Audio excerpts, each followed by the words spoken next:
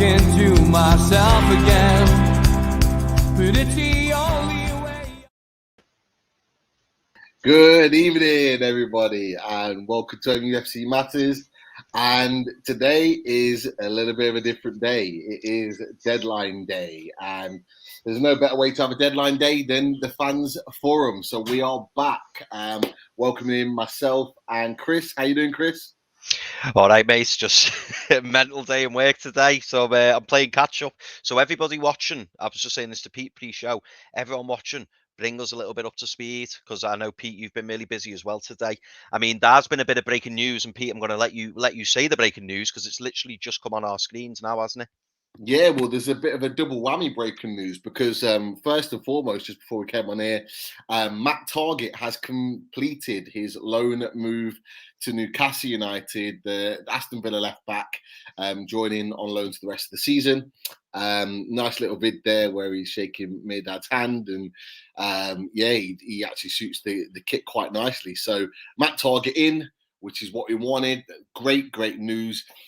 The disappointing news, though, is the news that broke just as the intro was starting, and I got that message from Chris, and it just popped up on my phone that if you've not heard, Man United have said Jesse Lingard will not be leaving this window, and yeah, it's very disappointing news. For all Newcastle fans, because with what's happened earlier on in the day, it was kind of it was either kind of, it was looking like it was going to be Jesse Lingard or bust. I've got to be honest. I don't know what your thoughts were that on about that, Chris. Yeah, I mean, to be honest, Pete, I was kind of all in on Lingard. I was thinking Man United, they're going to have to crumble. They're going to have to, they're going to miss out on a lot of money, whether it's just a loan fee, the wages, even that alone, you're talking millions of pounds. So the fact that they've decided to keep him is interesting. Whether or not that's got any relation to the Mason Greenwood news, which has come out in the last few days, I don't know. But yeah, I'm disappointed that Jesse Lingard isn't going to be allowed to leave the club this window if what Man United are saying is true. But now, and I don't know about you, Pete, but I'm looking at this Dele Alli news and I'm thinking, is someone going to pick the phone up and say, "What's that offer Everton have give you? Maybe we can match it." Who knows? Well, Everton's not that further north than Newcastle, is it? It's what's an extra 150 miles going to do for him, especially if he's flying? It won't even take him that long. But look, it's a massively disappointing one because I think a lot of people are happy with the fact that our defensive reinforcements have been made with Matt Targett, and obviously, fingers crossed, we'll hear confirmation on Dan Burn. But I think there was the overriding thought that there needed to be maybe just one more attacking reinforcement brought into the team, and we had the news about Ekitike having the 25 with add-ons, £1 million deal being agreed this morning, and we thought, right, that's the one that we're after. Didn't quite work out. We'll get into Ekitike in a little bit, but when Jesse Lingard then became back on the table, it became an essential that deal got done, because I do think we need another little bit of attacking reinforcement. The issue wasn't the fact that he didn't want to come to the club; it was purely Man United playing hardball. And look, we're in this position now where. What do we do next? I mean, look, I'm going to ask you the question, Chris. Is it enough? Is it enough? Dan Burn, Matt Targett. We obviously had the fantastic news, and we haven't even really talked about that yesterday with Bruno Guimaraes confirming his move to Newcastle United in a very spectacular way, as only we expected him to. And we were all very excited, but I'll ask you the question again: is it enough? I don't know, Pete. I don't know. I mean, I've got to be honest. When we signed Chris Wood, it was a little bit underwhelming, and that's nothing against Chris Wood. I've got no doubt that he'll do a job for us. But I think we all thought, didn't we all, hoped that another striking option would be coming in. That now seems quite unlikely. Obviously, we've gone for Ekatike in the last 24 hours. That seems to be deal off the table. And now we've heard about Jesse Lingard. I mean, for me, Pete, the way I was looking at it earlier, and rightly or wrongly, people may not like this, but if you'd have said at the start of the window, we're going to bring in Chris Wood from an attacking point of view, and we're going to bring in Dan Burn from a centre-back point of view, forget Matt Targett for the moment, would you say that's enough? And I think most people will probably say no. I mean, it is what it is. I don't want us to go out and buy the wrong player or overpay for someone. That's not where I'm at. But I'm just hoping that we've got a good, well, just under 5 hours, and I'm just hoping that maybe there's a backup plan. Maybe there's a loan out there. I mean, Pete, correct me if I'm wrong, but I heard this before, and I might be wrong.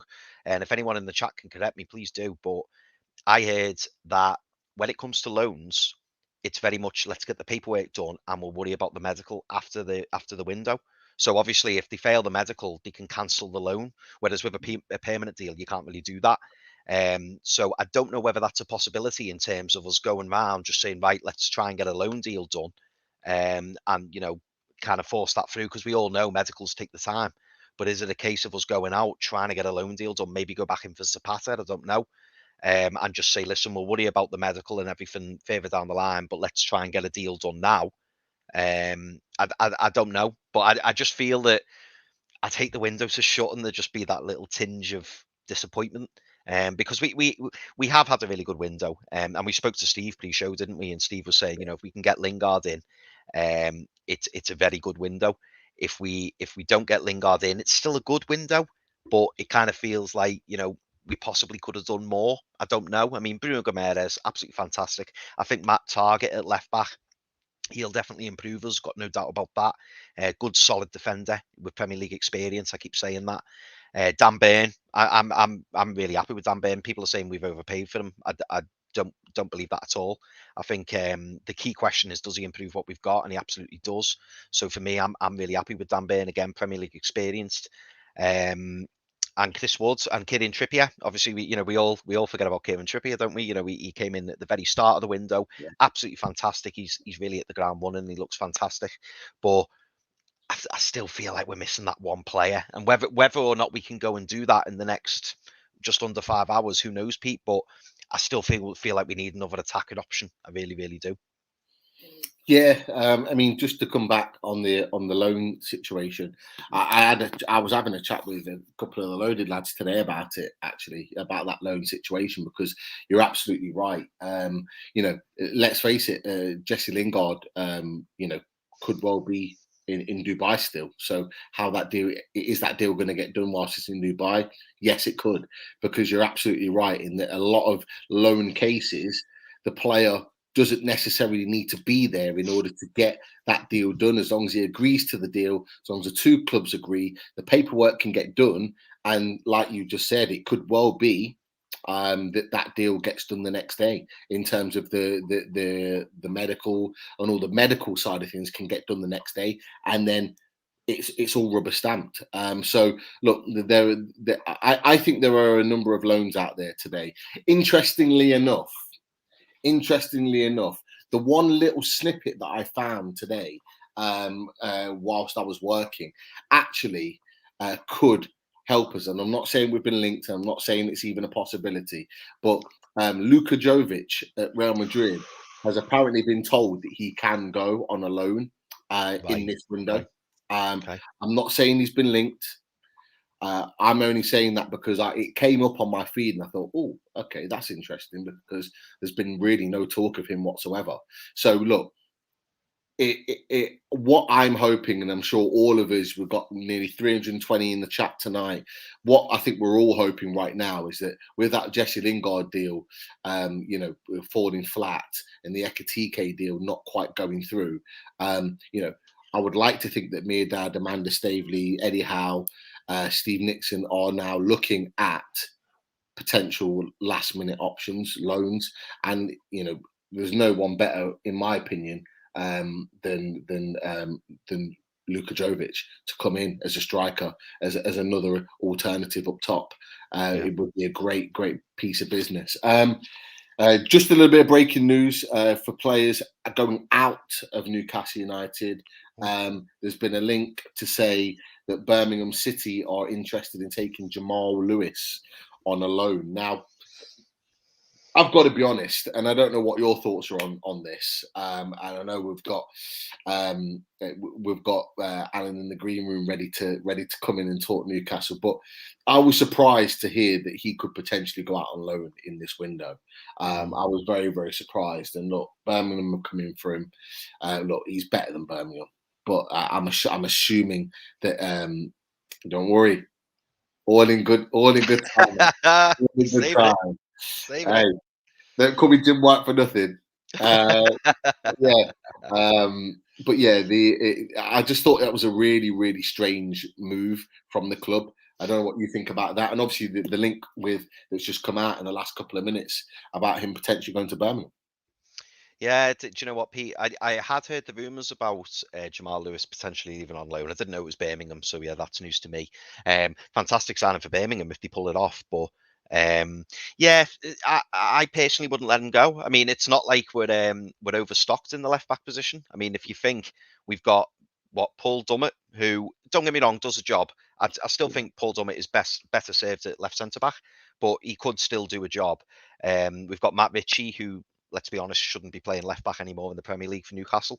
No. And then obviously we've got Javier Manquillo, who could play left back, and I believe Kieran Trippier could play left back as well. I think he's done it for England on a number of occasions, and no doubt Atletico Madrid. But really, I wouldn't say we're really in a position to be letting him go. Whether I'm sure Eddie Howe's got other ideas on it, but me personally, I wouldn't be letting him go unless, of course, he's thinking, give him the rest of the season out on Birmingham, get his confidence up, playing regularly, and then he comes back to Newcastle in the summer with renewed confidence. Who knows? But I'm also surprised as well, Pete. I don't know about you. If we were to let him go out on loan, would there not be any Premier League clubs who'd be interested in making a move for Jamal Lewis? Do you think a mid-table? And I hope that's not being disrespectful. I'm pretty sure Birmingham are roughly mid-table in the Championship. Do you think that's perhaps a bit of a step back for him at this stage in his career? Yeah, I think he's better than that. I think at the very least it'd be a top end Premier League club. Sorry, top end Championship club. Top end Championship, yeah. A Fulham, a sort of a Bournemouth. Blackburn in the top three, if I'm right in thinking. Blackburn wouldn't be a bad move. He'd play every week there. No, I wasn't. I was at work. Pete, we're 13 minutes in and the abuse has started already. I know, this is mad. Look, for anyone that watched the Loaded show at lunchtime, go back and watch it. I gave up my lunch at work to do the stream. We got leavened. And got leavened because I was in my suit and tie. Yeah, very unusual look to me, wearing my Newcastle gear and my hat and, got the old brandy on the go. It was very, very different. It was a very, very different Pete. But it was needs must for the deadline day. But it's a strange one. I would say like a Bournemouth, and I know Bournemouth can't loan him because another deal that was confirmed that Freddie Woodman has gone to Bournemouth on loan. Yeah. I think it's a fantastic move, a type of move that Freddie Woodman should have had 2-3 years ago. I think we've mismanaged him massively, and he could have been potentially our number one right now. But we mismanaged him as a club, and I think that's the reason why he hasn't progressed in the way we had. But it's a great move for him, and I think he'll do well at Bournemouth. But teams like that Jamal Lewis should be going. Yeah. In my opinion. But I'll be honest with you, above all of that, I think he's got a role to play. I really do. I really do think he's got a role to play. I like him. And you know what? All it takes is one injury. All it takes is one long-term injury, and it just throws things up again where we could potentially need him coming back into the team. And let's face it, the couple of games that he was playing when he came back into the team, and including the game at Liverpool before he got injured, I actually thought he was playing well. Yeah, he was. And Eddie Howe was apparently really impressed with him, wasn't he, Pete? Yeah. Pete, I just want to bring up, well, in fact, I won't bring it up because you've all seen it anyway. And it's just a really... at that on the screen. And that on the screen, I'm thinking, you know what? That isn't a bad shout. Yeah. Pierre-Emerick Aubameyang. The deal with Barcelona went dead earlier on today. Who can pay his wages for 6 months loan? We can. Yeah, it's a great shout. And do you know what? It was funny because, like I say, I've been so busy with work. I've been trying to keep on top of things. I've got Sky Sports News in the background here, but I've been just solely focused on my work.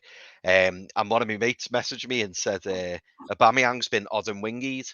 And I was thinking, well, odd and wingy, he turned up at a club, didn't he? And like they weren't signing him.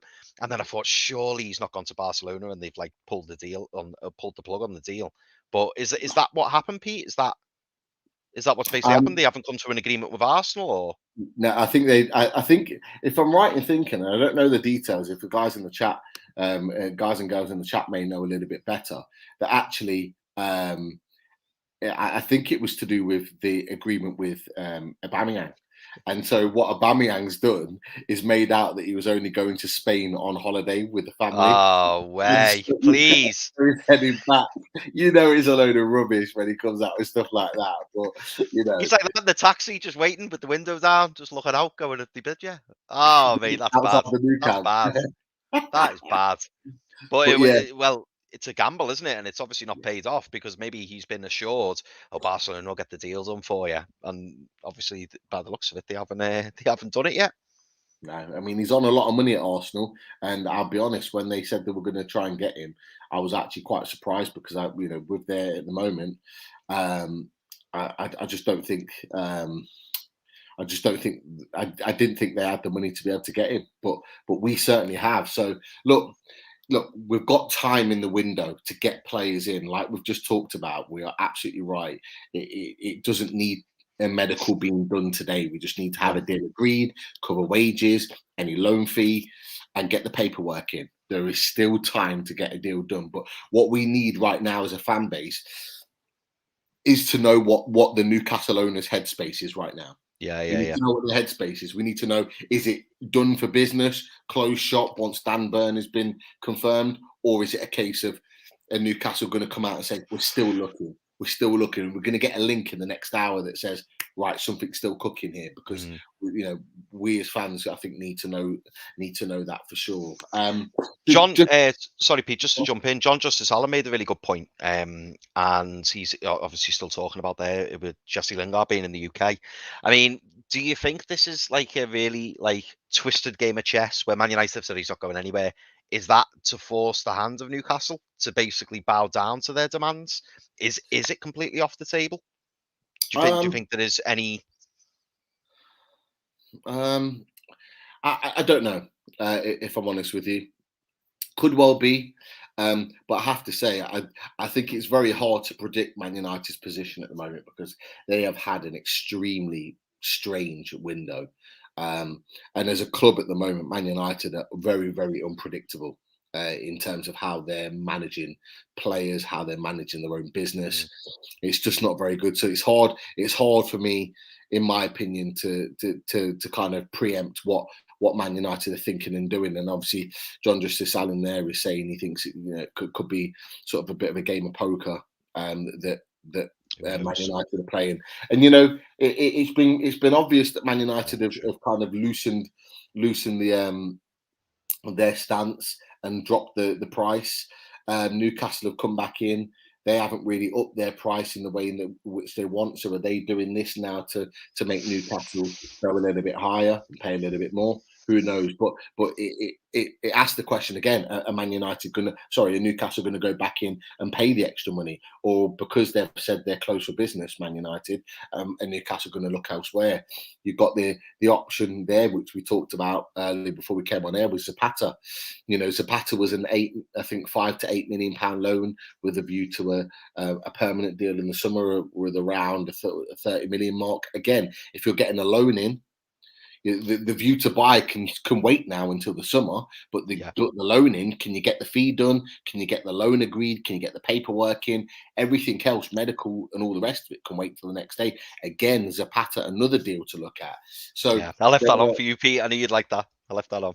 Definitely, there's deals to be done, but just to let you guys know about the plan on NUFC matters. Obviously, myself and Chris will be here until roughly around 7:30, and then you'll be joined by Holly and Toon Tipster, who will be joining us on the show, and then we will head off on to Loaded for our deadline day. But yeah, what we just to add in, Pete. Sorry, yeah. So Holly and Toon Tipster are going to be on at 7:30. The smoothest handover you're ever going to see, by the way. And then Hasty, Mitch, and Stu Penman and Owlies will be on later as well.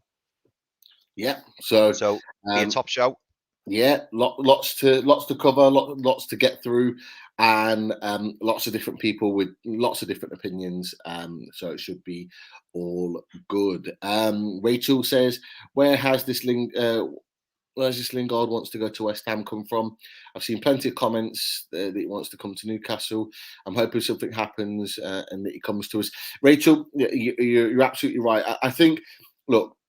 I think it's been very clear, certainly since he's not been playing, that Jesse Lingard is looking to sign a permanent deal with West Ham in the summer. I think that's where the wanting to go to West Ham comes from.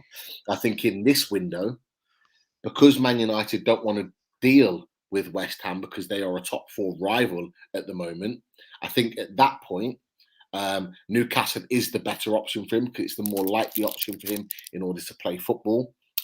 So I think that's where I think people are kind of getting confused, and that's where there's a little bit of confusion there. So in the summer, I'm fully expecting Jesse Lingard to go and sign for West Ham. I've got no doubt about that. But look, if we stay in the league, I think we'll be looking beyond Jesse Lingard, if I'm honest with you. So I'm not overly concerned past the summer, but what we've got as options right now, Jesse Lingard would be a great option in order to keep us in the league. So that's just my opinion from there. But look, we've got a guest waiting very, very patiently, bless him. Yes. And he's an absolute constant regular. So let's get him in. Welcome in, Alan. How you doing, Alan? All right, Alan. No, I'm fine. Buzzing really like Chris, people have got to stand back and think we've spent nearly 90 million in this project. When have we ever done that? 14 years, we've never done that at all. It's great. Signed solid players, not fantastic. I would say, apart from Bruno, of course. Everybody, I don't know him because I've never seen him play, lads. So I can't comment, but from all accounts, all reports, he's a fantastic player. So we've got to rely on their judgment of players. I mean, he's been regarded as one of the best midfield players in Europe for the last couple of years. So I'm really excited to see him. I mean, we all are disappointed with Lingard. I mean, I got told, Chris, that Dele Alli would cost up to 40 million. Is he worth I don't. Do you know what, Alan? I seen that myself, and I was thinking, 40 million, really? I don't know whether Sky Sports took up that long, personally. I mean, I'd be surprised if he went for 15 million, if I'm honest, because from what we've seen over the past couple of seasons, you know, the potential's there, don't get me wrong, but 40 million? Yeah, because Chris, honestly, Pete, it was on Sky Sports, and I thought it's going to be based on performances and appearances, and I'm thinking, and like I say, Pete, I go on the Tottenham podcasts after I see you sometimes on a Monday and a Friday night, and I interact with the Tottenham fans, and seriously, lads, I'm not kidding you, they will be dancing in their living rooms tonight if Dele Alli's went for 40 million, because they would have packed, because a lot of them made comments like, oh, we'll pack them off to Newcastle now and we'll send them up and we'll travel them up on a taxi free of charge to get rid of them, and that was before the transfer window, lads, to be honest with you. So I'm not too disappointed we haven't got Dele Alli. I much prefer Lingard, I must admit. But there's still time. You never know with this window. Because Man United are cutting their faces off despite their face here. Yeah, they are. They absolutely are. It's a lot of money, Alan. A lot of money. I mean, you look at them wages. We've already discussed this, about 120, 130 a week. And realistically, he's not going to get anywhere near the first team. I know, you know, they have the odd couple of players injured or suspended or whatever. But, you know, he's not getting anywhere near that team. So for them to lose out on a potential 2, 3, 4, 5, 6 million, whatever the loan fee is, and then have to pay his wages till the end of the season, is that really a sensible decision? I can understand him not going to West Ham or Tottenham. I get that because they're competing with them up the top end. But for us, I don't see why they wouldn't take it. I mean, even the Donny van der Beek situation is a bit strange for me as well. Very. I mean, early in the transfer window, I'm frightened to go to Newcastle because they're threatened with relegation. Well, Everton aren't that far behind, are they? We beat Everton on the 8th, Alan. Yeah. We're a point behind them. Yeah, they're right. So in it's an odd decision from him. Yeah, definitely. I know he wants football, and I'm thinking, well, you're going to one club and you're just snubbing another for that reason. That relegation. But I'm thinking it's an odd one, that one. But overall, lads, I'm delighted, to be honest. I might not show it, but I'm absolutely buzzing. I think they're all solid signings. I really do. Dan Burn. I mean, the Geordie lad, Newcastle fan, he's going to give everything for the shirt. I really do believe that. And so I'm looking forward to it. And I do believe it would, even if we had Lingard, lads, I think it would still be a struggle. It's going to be a struggle to the end of the season to get out of the relegation mire. And if we do that, it's been great. So, answer your question, Pete, Chris, I'm in the same boat. We're all are like, is it enough? I do think it should be enough with the players we've got. I think when it's over, Alan, as soon as 11, half 11, whatever time it is, as soon as that deadline goes, and the reason I say half 11, by the way, I know the window shuts at 11, but sometimes deals trickle through. As soon as it's over, I think we'll step back as a fan base and go, do you know what? We've had a good window there. Yeah. I mean, was it the perfect one? No, it wasn't. But we've done pretty well there. So I think it's just because we were hoping for that that big name striker, and obviously we got excited by the Ekitike noises this morning, and then the Lingard deal's back on, and we're all hyped up, and then we've kind of just all gone. Oh. But when we actually stand back and review the window, I think the majority of the fan base are good. You know what? Even getting the likes of Trippier and Bruno Gomes, I mean that is massive. That's fantastic. Yeah. Yeah. I mean, not one single person I've known for the Bruno signing. Even the Tottenham fans the other night were saying, "Why is he going there? He's too good for them." And they were jealous, envious of us getting Bruno in. And I'm thinking he must be a good player when the bigger clubs are commentating on the signing and saying he's too good for it. I really do. I think it's good. I mean, some of the pundits have said, "Oh well, I thought they would be spending massively on big name signings, and I'm a bit underwhelmed at what Newcastle's done." But step back, everybody. The January window is so hard to get the very top quality players in. Now, if you look back, Man United have done no business. Liverpool have got one superb player apparently. Man City have got one player in. Chelsea have done nothing. And by the way, Alan, Liverpool didn't want to do that deal now. The only reason Liverpool did that deal is because Tottenham put the offer in, so they had to come in and get him. They wanted it in the summer. Yeah. So it shows you, everybody watching the chat, that yes, we might be a bit down on the Lingard thing, but I think we've had an excellent window because it just shows you how hard it is to get players in. And fingers crossed that we'll manage to stay up. And that's what it's all about this season. I'm looking forward to interest to see how he works the system with the new fullback, Taggart, and Dan Burn in the centre half position, who drops out. And it's the players. I mean, you've heard us there with Jamal Lewis situation being linked to Birmingham. I mean, Birmingham are 17th in the league. That's near the bottom as well. I thought they were low. I did think they were low. So that is a come down if he goes there, I must admit.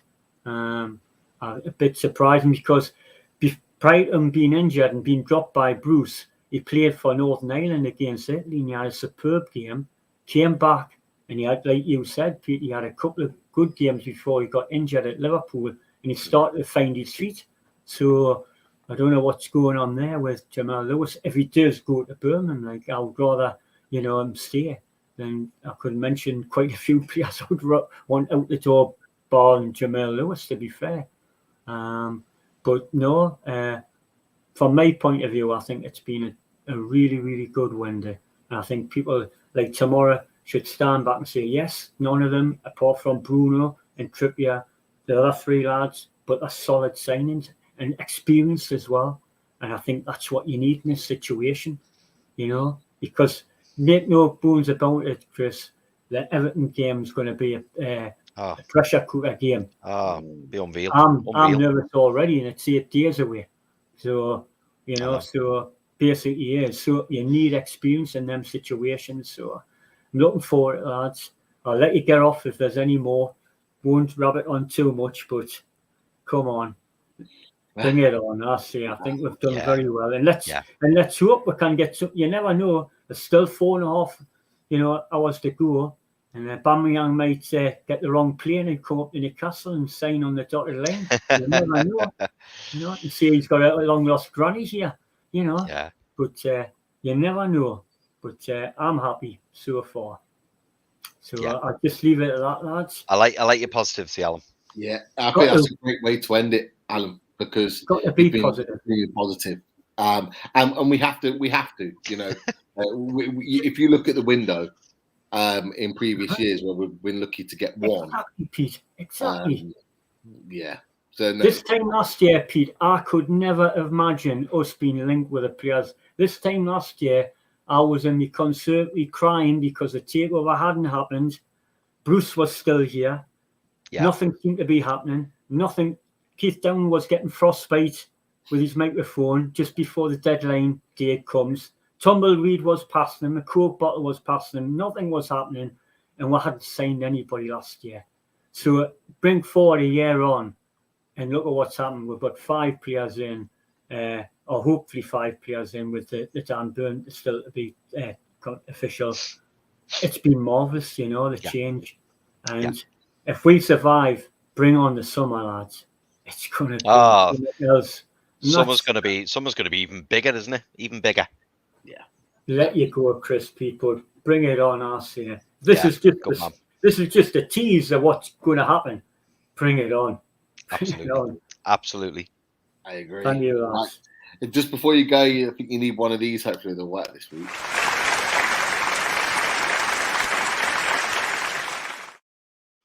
Thank you, Pete.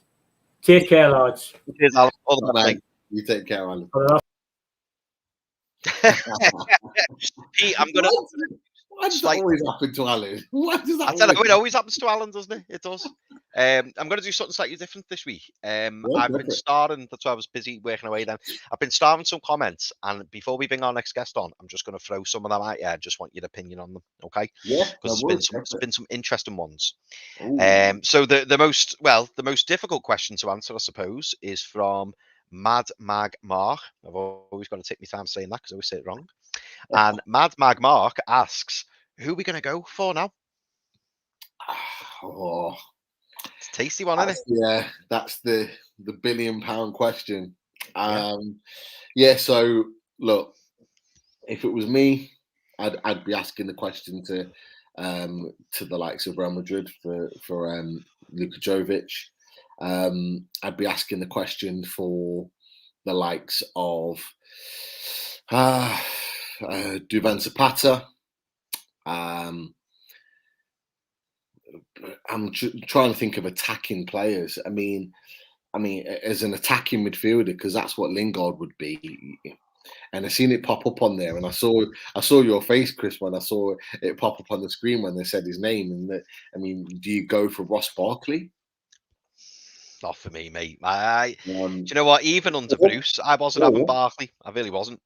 Or do you go all out and do you go for his teammate Ruben Loftus-Cheek? He's not playing much at the moment. No, he's not, is he? To be honest, I'd rather go in for Pulisic or Ziyech personally. I don't know whether they give us them. But I wouldn't mind, because that's the thing with Chelsea, isn't it? They've got so many attacking options. They can't play them all. And I know Ziyech's come back into favour with Tuchel of late. But it does make you wonder, doesn't it? And this is the thing, Pete, with the transfer window. There's late deals getting done all the time. There's players coming available who you weren't expecting. Who knows? In the next couple of hours, someone could get on the phone and go, "Hey, you interested in blah blah blah?" And we just go, "Yeah, I'll have a bit of that." Who knows? I'm going to find one back at you because obviously it was a good question who we're going for. It was. And one player that I didn't say that we've already talked about in the show is Pierre-Emerick Aubameyang. Now, I know you had an opinion on Aubameyang earlier on in the window. We had back and forth a few good chats about Aubameyang. At this stage now, would he be an option for you? All day. So look, people will argue and say, "Oh, you know, he's a bit of a playboy and whatever." For me, I'm just looking for goals. Between now and May, I'm just looking for goals. And if you play, and don't forget, Pete, with Arsenal, they tended to play Pierre-Emerick Aubameyang on the far left on the wing. I'd get him right in the middle, up front, possibly with Chris Wood, possibly with Callum Wilson when he's back fit. I don't know, but Pierre-Emerick Aubameyang, we've seen it firsthand as Newcastle fans, haven't we? He scores goals, and he doesn't want to be at Arsenal anymore. They don't want him at the club anymore. I think we could do far worse than Pierre-Emerick Aubameyang. He's on massive wages. We could even say to Arsenal, "Yeah, we'll pay half the wages, pay 200 grand or whatever it is." But you just get the player through the door. Just get him through the door, and we don't have to commit to sign him. We've just got to worry about scoring enough goals between now and May. That's all I'm thinking about. And if you bring in a Premier League proven goal scorer, I just think get it done. I really, really do. I don't know. People in the chat, if you think I'm talking absolute rubbish, which I get told quite often by my wife, get it in there. Or give us some alternatives. Who else is out there? There's one here. Origi. I would still take Origi. I like him. I like Origi. I think he's a good striker. I think he's a striker that can score goals. He scored important goals against teams for Liverpool. But I think with regular football, which he hasn't had for a while, I think he could be a real menace. And again, 6 months left on his contract. They've just signed Luis Diaz. So they've got room to manoeuvre. You've got Mane and Salah coming back. They should be back before the next game. It's a great time to move him on, and it's a great time to put a bid in. Don't think it'd take a lot to get him out of there. I've got another name for you, Pete. Go on. Another name for you, and this is from Mad Mag Mark. Another name.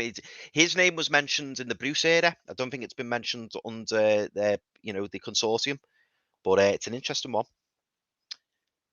Alfredo Morelos. And I tell you what I like about this comment. I know he's a bit of a hothead. I know he's done well in the SPL. Could he do it in the Prem? That's a different conversation. But hold on. Interestingly, right. Dwight Gale. Hold on. Sorry. Breaking news. Oh. David Ornstein has tweeted that Newcastle make a dramatic late attempt to pit Everton to Dele Alli. Mate, I knew this had happened. I knew this had happened. An exclusive. I knew. Just come out.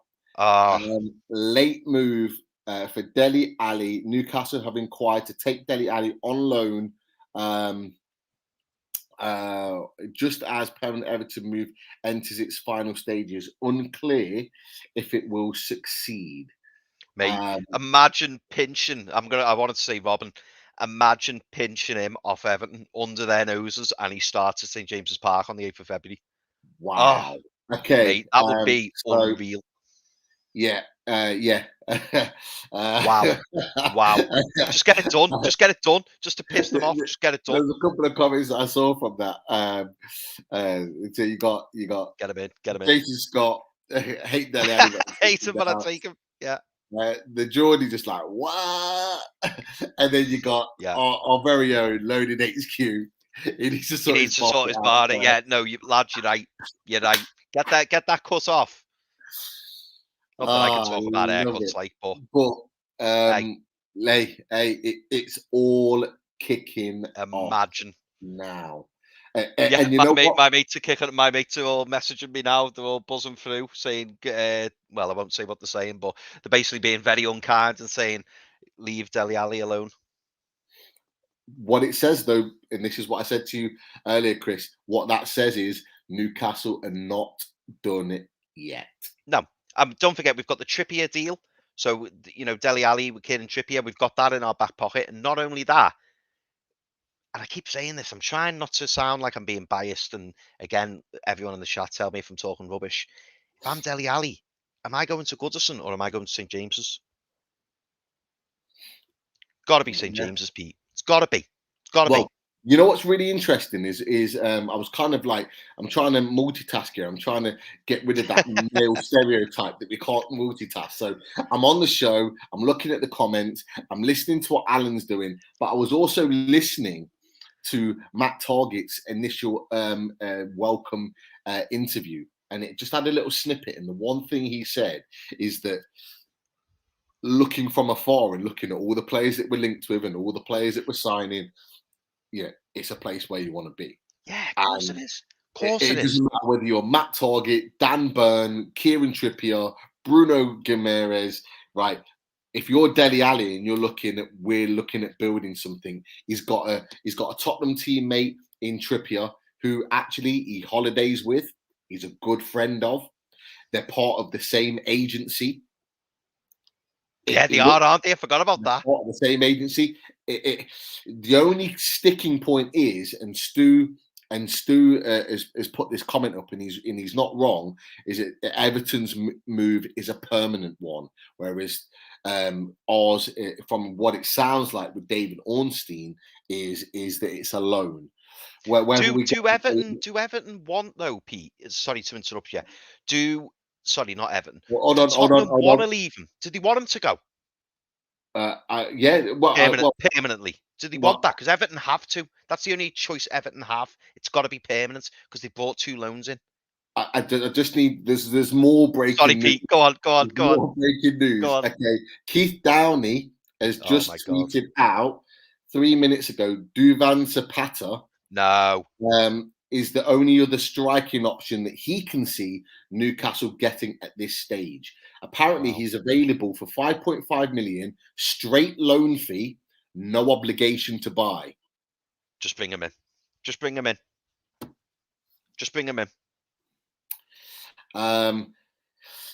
So there's been other previously linked with this month. He's been mentioned, and Atalanta would allow the deal to happen. That's come from Keith Downey. Now you know what I think about Duvan Zapata. We've just talked about him earlier. Yeah. Wow, like that would be a hell of a deal. What a way to go and hit back from your disappointment of Ekitike, your disappointment from Jesse Lingard, and then hit back with the potential of either Dele Alli, who I actually think could be a really, really good player. And I've talked about this on Loaded this week on Thursday for the Loaded Transfer Show about the deal regarding Dele Alli, Jesse Lingard, weighing their careers up.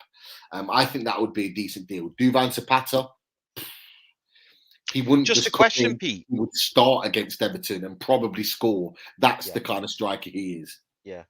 Just a question on Zapata. So he's saying it's a 6.5 loan fee, and that's it. No obligation, no option to buy. 5.5 loan fee. Sorry, 5.5 loan fee. No obligation. My only worry is, I'm assuming when we offered the deal, they asked for that obligation, so that they had the backup. They knew that the funds were coming in. My only concern around that is, what have Atalanta got to gain from that? Because if they're going to get 6.5 million up front, they're going to lose a top quality striker, aren't they, for the rest of the season? I can't. Have they bought someone in, or? Yeah, I can't rely for me. Remember the striker's name, but they've already signed a striker to come in. Oh, well, that's and that's why earlier on in the week, everyone was talking about, Duvan Zapata must be coming to Newcastle because one, we're one of the only teams that have come in for him, and two, they had signed a replacement effectively for him already. And I can't for the life of me think about the name that had been brought into Atalanta, but they have brought in a replacement. Yeah. I'm just going to throw a few more of these comments up and then we'll get the next guest on, Pete, just dead quick. John Justice Allen says, just have to get a deal sheet in by 11 p.m. and then 1 a.m. to close a permanent or transfer loans anytime up to 11 for the deal sheet. So yeah, John just clarifying there what we were talking about, deals and how, we've got a little bit of leeway. It doesn't necessarily have to be 11 as long as some of the paperwork's in. It can go a little bit past that. So that gives us a little bit of hope. Mark Illingworth says exactly the same. Can still sign a player before deadline, subject to a medical. Obviously, if he fails, then the transfer is cancelled. Yeah, Mark, absolutely spot on. We were saying that before, mate. Mad Mark, he's on a roll tonight. Mad Mark. He's saying here should get rid of Matt Mitchie before trying to shift Jamal Lewis. I think that's a really good point. Do you agree, Pete? Was that what you would have been doing? I would. I think it's the right time for Matt Ritchie to move on. Matt Ritchie had created a lot of chances in the first part of the season, but for me, it's not about necessarily that right now, because I think we've got players in now that can create chances, certainly with Kieran Trippier. But for me, I just think that that's not happening. In terms of Matt Ritchie getting into the team regularly and demanding a place in the team, I just don't think it's going to happen. No, I agree, mate. Sir Monkey Suit, I believe Lewis is being offered out on loan because Dan Burn can also play left back. Yeah, you're quite right, mate. He can. That's with Matty Target and Dummett, and maybe that's why. Yeah, do you know what, mate? Fair point. Absolutely fair point. Dummett and Burn can pretty much interchange from left back to centre. They can both do that role. Yeah. Quick one here, Pete. Sorry, mate. Go on. I was just going to say Matty Target can play left wing, if I'm right in thinking. Yeah. He can play third forward, can't he? Yeah. So really good crosser of the ball. Really good crosser of the ball. So you've got three really interchangeable players on that left-hand side. We've got versatility and a bit of strength there in different areas. So fair play. Yeah. Paul Gibson asks, any news on Lascelles, Clark, Longstaff, Hendricks and Darlow being showed the door? I mean, the only one I've heard, or the only two that I've heard a rumour on, was Hendrick and Clark. Apparently, they were being looked at by championship clubs.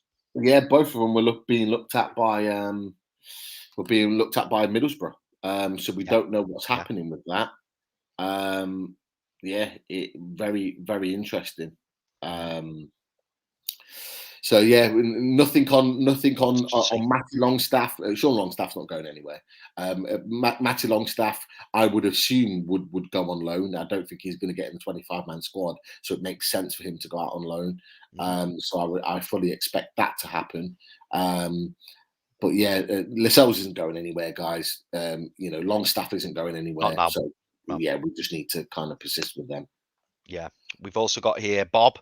Bob saying Pierre-Emerick Aubameyang deal was dependent on Barcelona getting Dembele out the door, either as part of the deal or elsewhere. So that's interesting because we've not really touched on Dembele, have we? Barcelona do not want Dembele in their squad, and Dembele seemingly still wants out. And that deal's kind of gone quiet, really, hasn't he? I know there was a little rumour about PSG, but I don't know. I haven't heard any more about that, Pete, have you? Ousmane Dembele, it doesn't look like it's going to be done, if I'm honest. So from the last that I heard, it doesn't look like they've agreed a deal. He's agreed a deal with PSG. So again, another player that's potentially available. Again, he's a player that could be brought in on loan for a loan fee. Barcelona are not likely to get anything for him. Do we do something what we were going to possibly do with Jesse Lingard?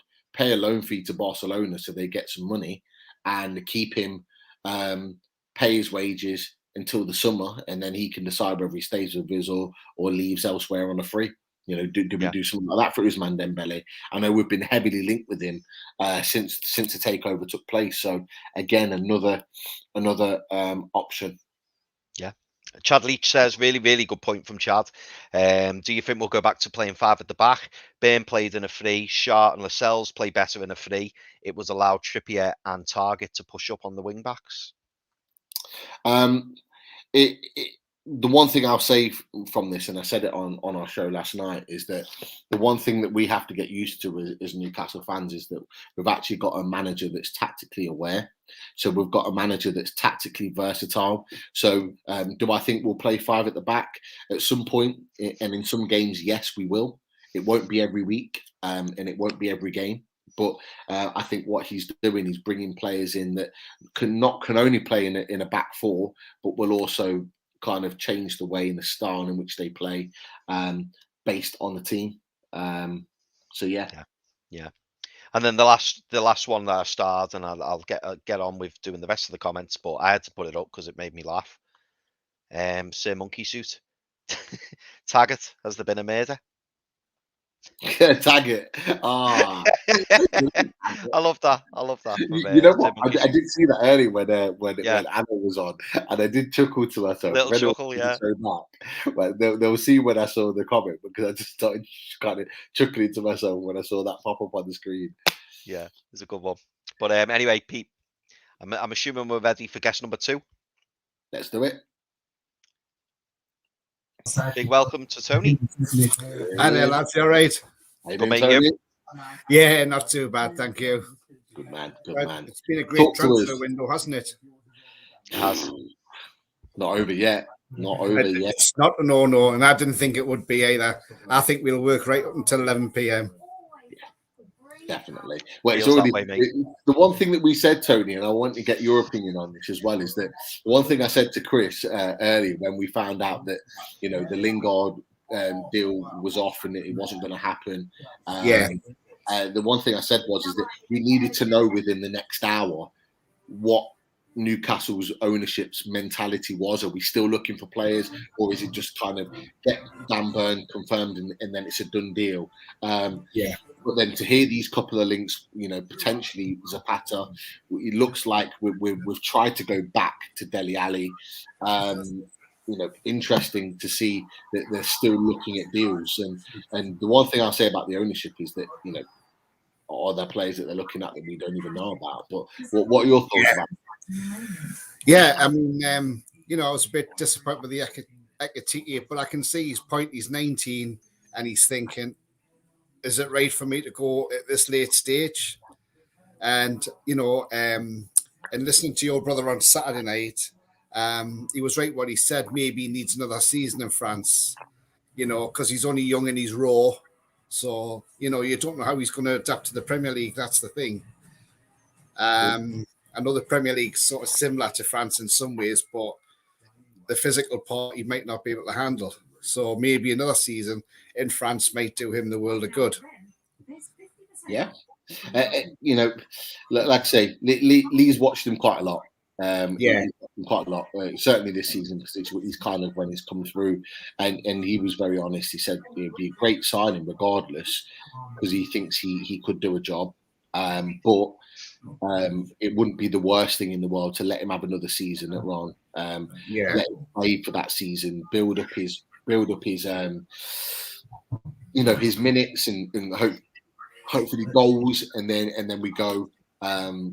And then we go from there and maybe pay the same amount next season, or you know, in a couple of years' time when he's even higher level at 21 years old, and then we take him from there. So it's not the worst thing in the world. And look, we've seen players come to Newcastle. We see players come to Newcastle, and you know, like Florian Thauvin, for example, came to Newcastle, and he was a player that wasn't ready to come to English football. He then went back to Marseille. He then flourished after that. So he's now playing in Mexico, isn't he? I think he is with Tigres. I think he joins. Yeah. Wow. Yeah, weird move. Yeah. Weird move. It is a weird move, I thought. Yeah. I mean, you know, this has been a great transfer window. You see some fans complain and you think, do you know what? We've had 14 years of Mike Ashley. Yeah. So why now are people moaning about the transfer window and who we should be buying? Just be happy with what we've done so far. I think you're right. I think it's a fair point. Speaking last Monday, I didn't expect the Bruno deal to be happening. I mean, that was a surprise since we spoke last Monday, and then for that to come out during the week, and it was just like as if it come out of nowhere. Tony, sorry to interrupt, mate. Could you just mute your telly? Is it your telly on the background? Sorry, mate. Yeah. Nice one. Thanks. Yeah. I nearly started singing It's the Most Wonderful Time then. Oh, it's that stupid on the beach advert, isn't it? Yeah. Just got Sky Sports News on there. Yeah. The Bruno deal, I mean, that was just a shock. That came out of nowhere because I knew Arsenal were looking at him. But I didn't even think we were for 1 minute looking at him. But I'll tell you what, it's a cracking signing. Yeah. Definitely. It's a great signing. So, look, Tony, who look, someone just put is Rondon fit. Bacon. I've got to put that on there just because I just get it on. Rondon fit. Well, Diego Costa's on a free. Why can't we bring him in for a few months? I think he's already gone somewhere. Is he not gone to Corinthians? I'm sure he's already signed somewhere or very close to. I think he's going back to South America, somewhere else in South America. But look, who do you think that with the window closing, in a number of hours' time, who do you think is the player to come in? It's clear that we're looking for an attacking player. Who do you think's out there that we need to get hold of? It's going to likely to be a loan. It's not likely to be a permanent deal. Not at this late stage. Is it one of the players that you think we've already mentioned, or is there someone else that you think would be better suited? What do you think, Tony? I mean, I think Zapata would be a great signing. But I tell you who we should have probably have gone for, but maybe we might go for him in the summer, is Ben Brereton Diaz, a young striker. Yeah, he's only 22. Yeah, I mean, I was going to mention last Monday. I forgot about it, but then there's one player who we may go for in the summer, and he's a young lad playing his trade in Nottingham Forest, Brennan Johnson. Yeah, what a player he is! He's been getting a lot of attention, hasn't he? He's got some pace, that lad, as well. Yeah, he's a good young talent. Personally, I probably, if we're looking to buy someone in the summer, I think we're probably best aim higher. Looking to aim higher. Leave him there at Forest for a couple of years. Even if we did sign him, and I'd maybe even loan him back. Give him another full year at Forest, because this is only his first season at Forest. He was on loan at Lincoln last season. So give him another year in the Championship, really kind of hone his skills. Soon with Ben Brereton Diaz, like he's been playing he played at the Copa America. Now he's playing in the Championship, scoring goals. He's still scoring goals and doing well for Chile. I just think he's probably more ready than anyone else. Yeah, I just think definitely him or Zapata or But if we can get Zapata in this late now, then that's the ideal, That would be ideal to get Zapata in. I mean, the Donny van de Beek thing, that just totally gobsmacked me, because he didn't want to come to us because we were in relegation trouble. But yet Everton aren't that far ahead of us, and that just doesn't make sense. The only thing I can think of is, and maybe you may think Chris, because you live, obviously, Liverpool, is it because Manchester's a bit closer to Liverpool and he doesn't have to uproot? Maybe, yeah. I mean, the only thing with that as well, though, Tony, I'm sure, and I could be wrong, but I'm sure he was willing to go to Palace as well. I just think it's a really odd situation. I mean, do you know what? Good luck to him if that's what he chooses to do. But I think it's a very silly move if that's what he does, because sorry. Which player are you referring to? Donny van de Beek. Van de Beek, yeah, Van de Beek. Yeah, I just think it's odd. And again, maybe I'm being biased, but why would you not want to get on this Newcastle train? Why would anybody knock it back? I just don't understand it. He's not playing football at Man United, so he gets the opportunity to come and play his trade at Newcastle for 5-6 months, see how it goes. Yeah. But then Everton come calling, and he thinks, oh yeah, I'll have a go at that. I don't know. I don't get it. Really don't. Do you think the thing is with getting Matt Targett in? I mean, he's a good signing, a good solid signing. Do you think the reason we've got him in is because Leverkusen have failed to get a replacement for Mitchell Bakker, and that deal couldn't go ahead? Maybe. I mean, to be honest, we were linked with him. I don't know if you remember, Tony, way back. Yeah. I think, was it under Pardew? I think we had a loan deal agreed with Southampton, and then it fell through, and then he ended up making a move to Villa. And he's really kicked on. He's really done very well. So he's always been on our sites. He's a player that we've had an eye on for a long time. But I'm happy with Matty Targett on loan. I think he does a job for us till the end of the season. Really do. Yeah, and then maybe in the summer we'll go back and get Mitchell Bakker in the summer. It might be easier then. Yeah. Same with Sven Botman. I would love to still say that 11 o'clock Botman would be announced, but I can't see it for somehow. Yeah, that might be one we revisit in the summer. It's gone too quiet now, hasn't it? Yeah, we definitely won't go back for Carlos in the summer. Leo came out and confirmed that he was staying. I actually think he's even doing an interview after the window closes to talk about why obviously he's staying at Leo. But Fabrizio Romano's just come out and I think given out a little bit of a statement from Stade de Rennes with regards to Ekitike, and they've just explained that obviously they've decided that he's going to stay at the club. So they've just kind of confirmed that. Really, they've released that statement, so it's 100% concerned. I read a comment on Twitter actually, probably about 15 minutes ago, and I just thought, that's a really good point. I know it talked about, it doesn't make sense that they're signing Donny van de Beek and Dele Alli. Okay, like in the same team that specialize in the same position in the team. Can you remember when Everton signed Sigurdsson and Davy Klaassen and Wayne Rooney, all three number 10s in the same window? It's crazy, mate. All good individual players, but in exactly the same position, like in terms of their style. Now, like Donny van de Beek on occasion can play centre mid, but he's nowhere near as good as he is playing as an attacking midfielder. Dele Alli can't play as a centre midfielder. He can only play as a number 10. So it's a bit of a strange situation. And the comment just there just confirmed it, that Donny van de Beek has been confirmed as signing for on loan to Everton. And it did say a few minutes ago that, Dele Alli hasn't yet started his medical at Everton. So let's see how that progresses, because, we could do with a number 10. We could do with a number 10, but Everton have just already signed one. To sign another one would just be kind of making the same mistakes all over again. But I don't know what your thoughts on this, guys. I mean, Pete, the first thing that came to mind then when you were talking about it as well is they've just spent a hell of a lot of money on Allen and Decore. So if you're bringing in, like you say, Van de Beek and Ali are very much number 10s, aren't they? And you would assume that they're going to keep playing Decore and Ali.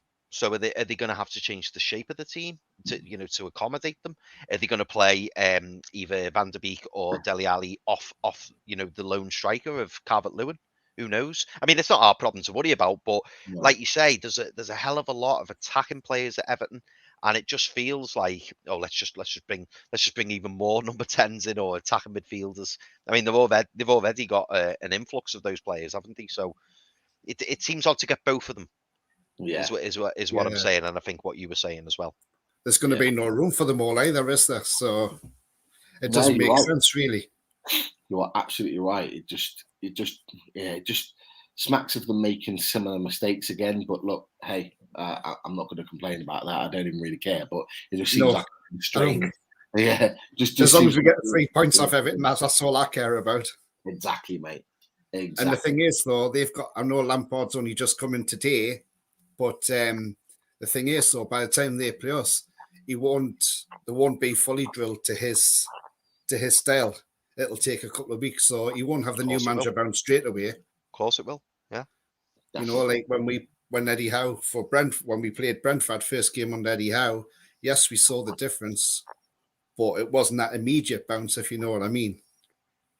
But we did see that difference against Brentford, and then obviously as the weeks have progressed, we've seen it get better and better and better. And with the amount of players we've brought in this window, and obviously we are not finished yet, then we've got enough to stay up this season now. I think the bottom three now look at that and think, oh, actually, we're doomed. Because they've got some hard games coming up. And I've just heard Dietmar Hamann there, one of our ex-players. Yeah. And he said the player that Burnley signed, the striker, Weghorst, he should have been playing for a team higher up in the league, not for a team bottom of the league. He's a good player. They've done very well bringing him in. I was only discussing this with one of my mates earlier, saying that, to bring someone of his quality in for £12 million, funnily enough, he said to me, do you feel, he's an Everton fan, he said, do you feel like you've had your pants pulled down there? He said, because you've bought Chris Wood for 25 million and they've spent 12 million on Weghorst, and it is a really good deal. And 6'6" striker. I think he's scored 59 goals in 118 appearances in the German league for Wolfsburg, and Dutch international.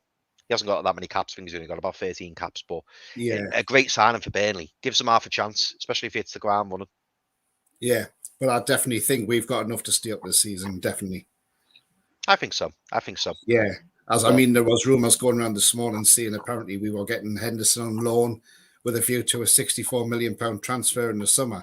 Now, I think that's a bit 64. ridiculous. Man United putting £64 million on Dean Henderson. Yeah, it's a bit. He's a great keeper, but he's not worth £64 million. No, not a chance. Silly prices. There are Newcastle fans tagging in Jamie Rubin and Mehrdad Gadusi, pleading for Duvan Zapata to get it done. And they're obviously on social media because they have messaged to welcome Matty Targett to the club. So hopefully they see those tweets and they act accordingly. But Tony, I'm going to leave it there because we've got a couple of guests waiting and we haven't got much time left. But really appreciate the time. Enjoy the rest of the window, and we will speak to you soon, mate. Yeah, no problem, mate. Thank you very much. Stop, man. You take care, Tony. Thank you. All the best, mate. See you later. See ya. Good to hear from Tony. Yeah, always good to hear from Tony.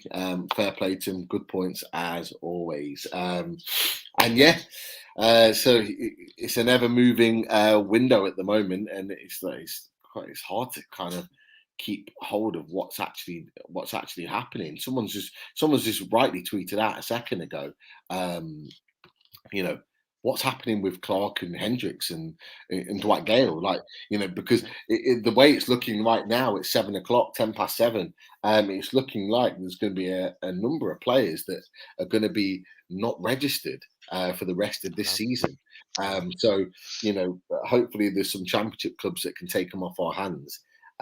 But yeah, it's interesting. Very, very interesting. Yes. Yeah. Are we ready for guest number 3, Pete? Let's do it. Why not? Let's do it. Okay. And he's not been on for the last few weeks. We've always managed to miss him, so I'm really, really pleased to welcome on the show tonight. Rowan, how you doing, mate? How do you feel up? I was on mute there. Yeah, I thought you was. Hey lads, how you been? Good, mate. How are you? Yeah, I'm all right.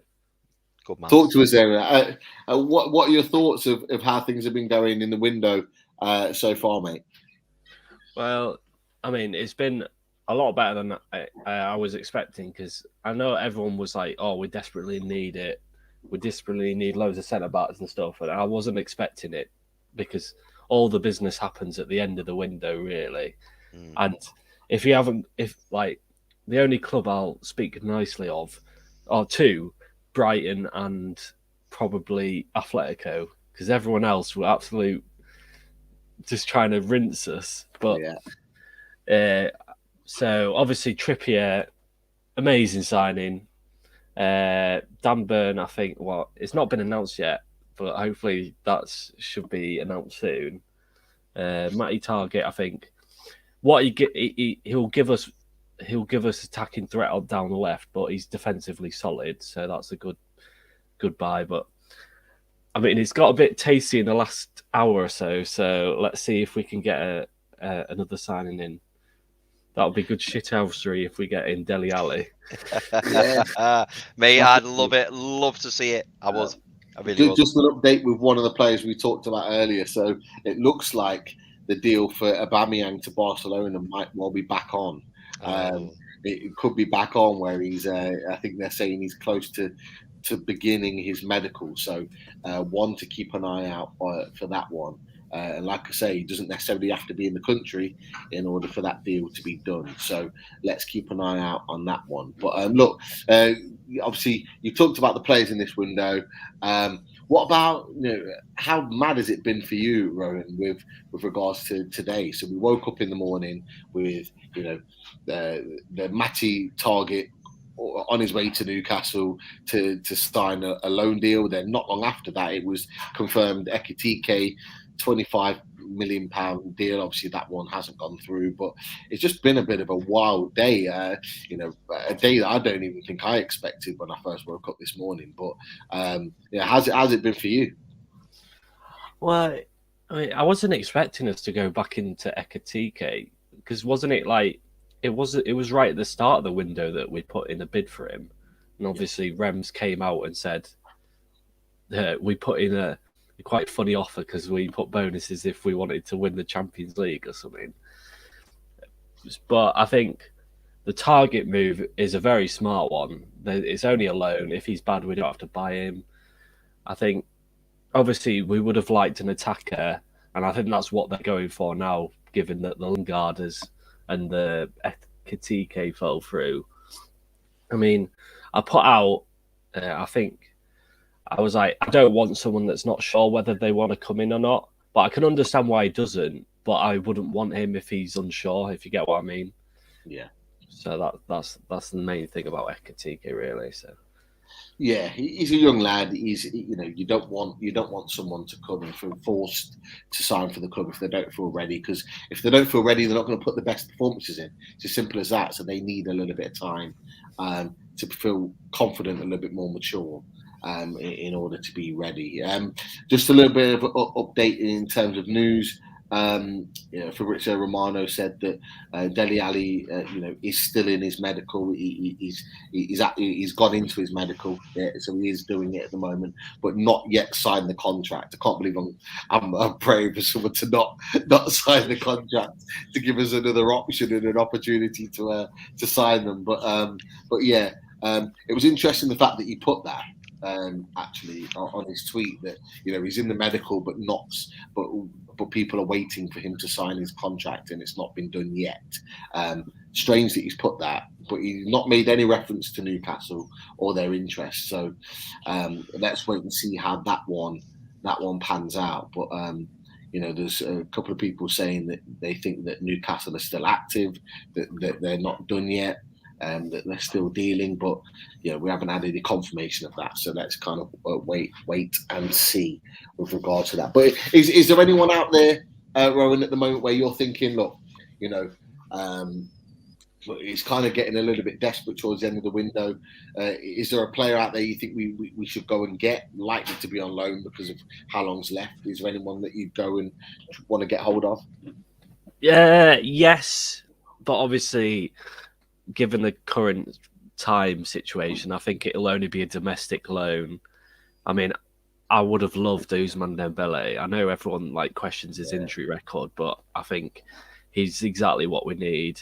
Because I know we need a striker, and if you offer me Zapata, I would absolutely take it. But I think we need wingers as well that can play as a forward.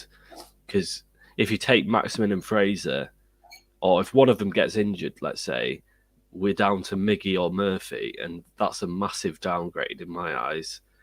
But I think, Dele Alli on one loan would be a perfect, but I'll try to think of one that's not him, because people have said Ross Barkley. I mean, I'm not sure about Ross Barkley, to be honest, but I think...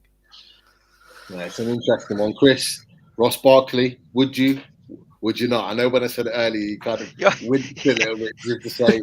I feel like you want me to change my mind. No. We kind of brushed over him, didn't we? We didn't really talk about it. We did. Yeah. Do you know what? At this late stage, beggars can't be choosers, can they? I think for me though, I kind of A bit like my reservations with Dele Alli initially, but to be honest, Pete, you won me over a little bit with that, because my reservations with Dele Alli, as they are with Ross Barkley, is I wonder whether the money's just come too soon for him. If you remember, he was flying at Everton. He's in the England squad. Everyone's loving him. Same as Dele Alli at Tottenham. Everyone's loving him. And then he gets that new contract, a bit like Pierre-Emerick Aubameyang as well. Gets that big deal. And then it's as if in the head they just kind of go, yeah, I've made it now. I can go, slope back down to second or third gear. And you just don't see the same player anymore. And that was my concern with Dele Alli. But you did turn me around on that. And, you said that maybe he's become stale. Maybe he just needs, a new club to kind of rejuvenate himself. And I suppose the thing that worries me about Ross Barkley is he's gone to Villa. It hasn't happened. He's gone back to Chelsea. Again, it's not happened. And I just feel like, I don't know.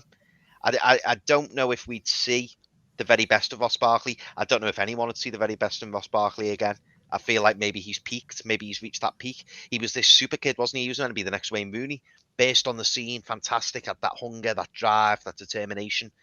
And then we've really just not seen it again. And that's what concerns me.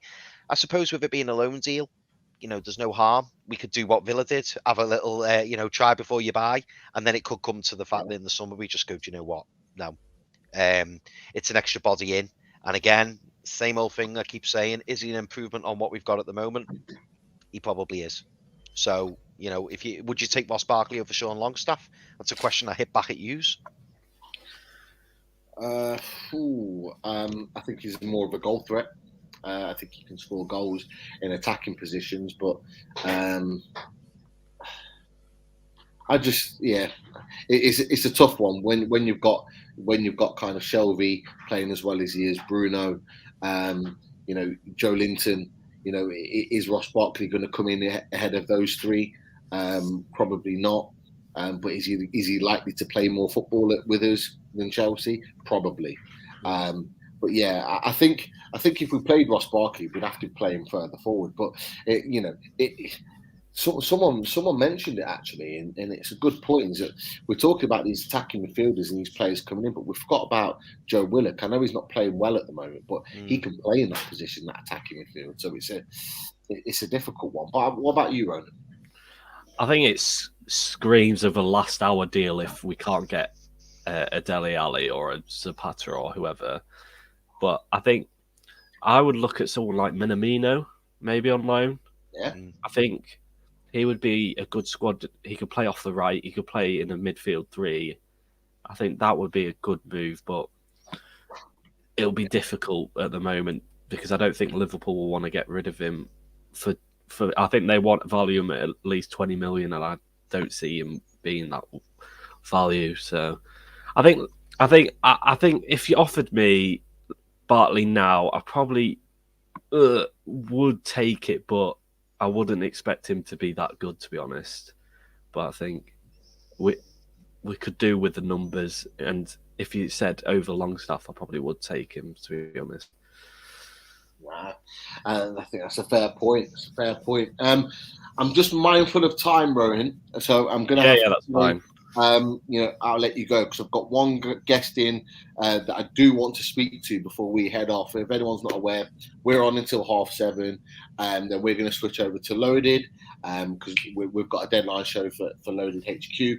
But then I'll be watching it. We've got the Toon Sister, we've got Holly, we've got Steve, and many other guests later on in the show, the likes of Steve Hasty, we've got Mitch, we've got Stu Penman, all giving their views on NUFC matters. So plenty of deadline day talking to do. But Ronan, thank you very much for your time. All right, cheers, lads. We'll hopefully see you next week. Pop on and we can discuss all this madness and how it's fallen out in the last few hours and the weeks to come. Okay, mate? All right, see you in a bit, lads. Top man. Take care. Thanks, Rowan. Cheers, mate. Great to see Rowan. And you know what? I'm just going to bring him in because he's the main man. A good friend of mine, John Stowe's enthusiast. Let's bring him in. Jeff Carter. How you doing, Jeff? Well, I was a good friend of yours, certainly. We'll see at the end of this where we are. Right. Yeah, so how you all doing, eh? Good, mate. Well, win today. It's much as I said it would be. This time last week, how many players did I say? 5 or 6. Okay, and everyone must have. And it's been very interesting. What's been interesting to me is people's reaction to it all. Yeah. The amount of negativity has been quite strange. And I don't know if you saw Gibbo and Mal the other morning. It was like, it's post-traumatic stress syndrome, basically. It's like, when your band's been abused and you raise your fist and everybody limps like that. It's transfer window-itis. Right? It's terrible. Yeah. And we're in the chat. We're desperately trying to get him up, and Steve was having a go. And the moment, my perfect moment, was when Mal had to admit, brave man, that he hadn't scored for his first 2 games either. Right. But what do we wanted to do? I mean, apart from sending, have an ambulance standing by on the town moor, ready, full of puppies and things to send to people. Quick, have a cuddle. We should have a cuddle squad out there to put these people back together. Because it is emotional damage that we've had from all these years of just, I don't believe it. It'll not happen. Oh, no, he's leaving. Oh, he's too good. Oh, anyway. But it can go the other way as well. Just the same as you're tripping through the grass with the ladies and it's lovely and you're swinging along. That at some point she's going to stand in the dog shit and she's got grass, she's got hay fever and it's all going to go downhill very fast. But it's the idea that we're stuck in this moment. Right after the last, oh, we've bought wood. Is that it now? Then, oh God! Right. I just want to interrupt you very, very quickly. There has been an update. Well, if it's about Dele Alli, you can fuck. No. It's not. Pete Graves has confirmed that Newcastle are still working on 2 or 3 names, but can't tell us who they are. Look, that'll do me. Right. That'll do me. Look, I trust these people. Okay, I'm going to have a little rant now. Right. Go on, Jeff. Go on, Jeff. Okay. Right.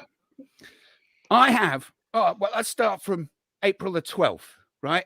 I uploaded a video to YouTube on April the 12th, and it was a little musical number, and it was watched by a good 15 people. One of which was Jason, good old Jason Carter. And it was basically all along the Watchtower. The Prince is approaching.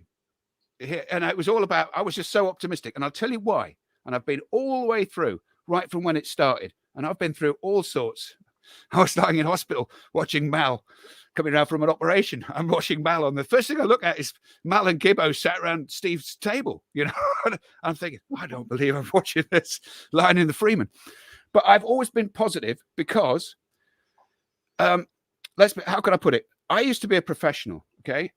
People used to ring me up and say, Jeff, I want you to go down to Motorola or up to Motorola in Scotland and sort their shit out for them, okay?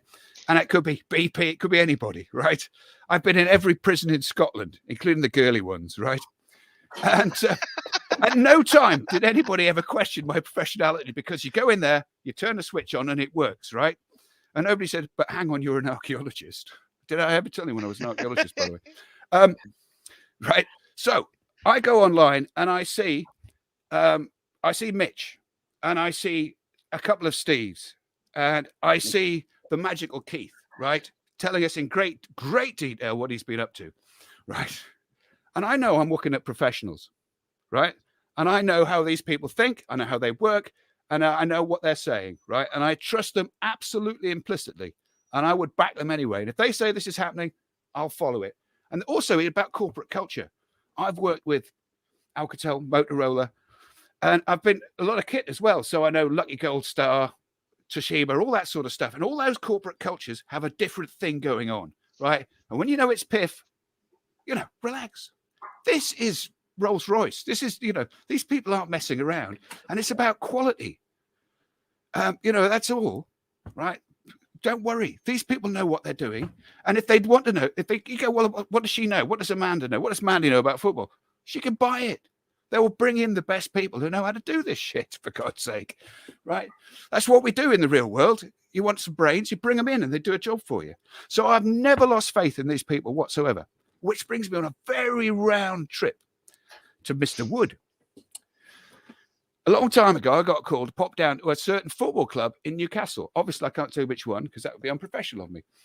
And I'm sat there at the system and doing some training. And I said, what are all these calls to New Zealand then? Because that's really unusual. Because I've done a lot of football clubs, to be honest. And I'm used to seeing football records from anywhere, telephone records for all sorts of things. And you go, what are we doing in New Zealand? They said, that's our scouts. They're down in New Zealand about 14 years ago, somewhere around there. I haven't checked it out. And I've squirreled that away because it's unusual, right? Bringing Italy, Spain, nobody's bothered, right? Unusual. And lo and behold, later on, I see this guy turn up in Leeds, which is the first time I was aware of him. I'm not sure where else he was in before, but I was in the know for a moment there. I was in the know, and I wasn't right. They didn't sign him, and it's taken us a very long time to get around to signing him. Yeah, and it was about that. I would have loved to have talked to Mal on the other day about, well, Mal, never mind how bad he is, how would you do it? Right, he's all right. He's got Terry Hibbert. Right, all he has to do is run at the back post, and that ball's going to magically appear in front of his head. Right. So the big question is, how do you time a run when you've got St. Mags on the wing? Right, that's the issue, and we can have a long technical discussion about that. However, what I really want to talk to you about is midfield play, as how the different sorts of midfield. Because everybody says, "Oh, we got him. He's a defensive midfield." Totally different ball game. And I think Matty Longstaff, do we know where he's going, by the way? Is he all right? Are we keeping him? We had the conversation with Rowan, the last guest, and we have no idea what's going on. Good, because I've got things to say about him, because I think he's a defensive midfielder. Right. And so do you want to talk midfielders? Go for it. Good. Right. We'll talk midfielders then. Right. What he does is he intercepts the ball and then turns, right, and does this loop in midfield. I always think of it as a Scotty Parker move, right? Yeah. Chiote was much the same, right? Like a you do pirouette. this big rotation, lose your marker, and then actually usually hit it sideways, to be honest, those guys, don't they? They normally go or backwards, right? Whereas what you can do is what St. Max does, and apparently what Bruno does, is to turn the other way and go past the guy, right? Up the field, straight up. And it's an interesting move, but you can lose the ball. The Scotty Parker way is, let's safety first. And you can find it coming straight back at you. Now, the technical point is, this is where it gets clever, right? I'm going to disguise my pass, aren't I? There's this thing I don't understand is how you disguise a pass. That is real genius, right? And I, as a defensive midfielder, I mustn't know that I can see where his class is going. So I have to disguise my interception, right? Otherwise, he's not going to play the ball. Yeah. And in order to do that, I've got to have supreme acceleration. I've got to go to 0 to 60 very quickly in order to play that sort of interception and move on, right? And I think that's where Matty's got his problem. He's not that quick. 0 to 60, right? It doesn't really matter how fast you can run. It's how fast you go 0 to 60. So how do you feel about that? Is that am I on the right lines there? No, I see where you're coming from, Jeff. And it's not even just 0 to 60 on the legs, but it's 0 to 60 in the head as well. That's the other thing. He's already thinking what's going on. Yeah. And it doesn't matter how old some of these players are. If they could think, right? Look at Beardsley. He'd go on playing forever, right? Because it wasn't about his physical strength. It wasn't about him knocking people out of the way or even nutmegging people. He knew he could see every player on the pitch. Yeah. Right. Right. Yeah, and he knew, and this defending as well. That's the cleverness. I mean, I used to love Woodgate. I couldn't understand how he did it. He just stepped away and took the ball off them. And you go, why don't they all do that? But it's thinking. They can see the next move. They can see the lean, the slight bend, and they're not going to get fooled. It's really very good. So how do you feel about that? Pete, what's the matter, Pete? I tell you what, you've sent me into a bit of a whirlwind. Maybe you should get talking to your brother. Yeah. Don't start. Don't start. Yeah. You're already at me already. Don't. I'm not honest. Well, actually, it's all about somebody else who should be very careful about looking under people's balaclavas before you go after them. Really. Hold on a second. Hold on a second. I've just realised. Have you got my wallpaper and a picture of me as your backing screen? Yeah. Well, it's only because. noticed that? You just moved your head and I'm just... Yes, I can see you sat there. Your brain was completely phased. Yeah, that's why I was thinking, hold on a second. I'm looking at that. Never mind. Thinking, But actually, I've actually got a picture of your brother there, actually, because Oh that's the my guy I would have liked to God. talk to about this, because he was talking very sensibly the other night. You've just sat there with your eyes gawping at me. Very, You know very what? strange, man. I was fascinated by the wallpaper. And, it makes absolute We've sense. all been fascinated by the wallpaper. I couldn't get the color right, unfortunately. They don't stock it around here very much. No, definitely. Yeah. It's an old school style. Yeah. Exactly what Special, we a want. Leicester special. Yeah. It really Oh is. my God. It really is. It really is. The main man. It's the main man in the house, and he'll be joined by many a guest at the moment. But yes, well, I'm so pleased about the positivity we've managed to keep going, because it's been really odd. It is a conditioned reaction, isn't it? It's the everyone's punch drunk. Right? You make the move and everybody's they all dive out the way. Sorry, Pete, that's not fair to have your brother up there, is it? no, No. It's gone. It's all right. It's gone. yeah, thank you. I appreciate it. But you know, you're right about a number of the points, Jeff. And the one that stuck out for me in particular was the ASM. But, you know, as a striker, you cannot know when to run, when to move, if you haven't got a winger that knows that you know that's just going to whip the ball in. If you know he's going to be jinking left and right in all over the place, you can't really predict your run as a striker, and it's very frustrating. I know Shearer had the same issue with David Ginola years ago, the entertainers, because he did exactly the same.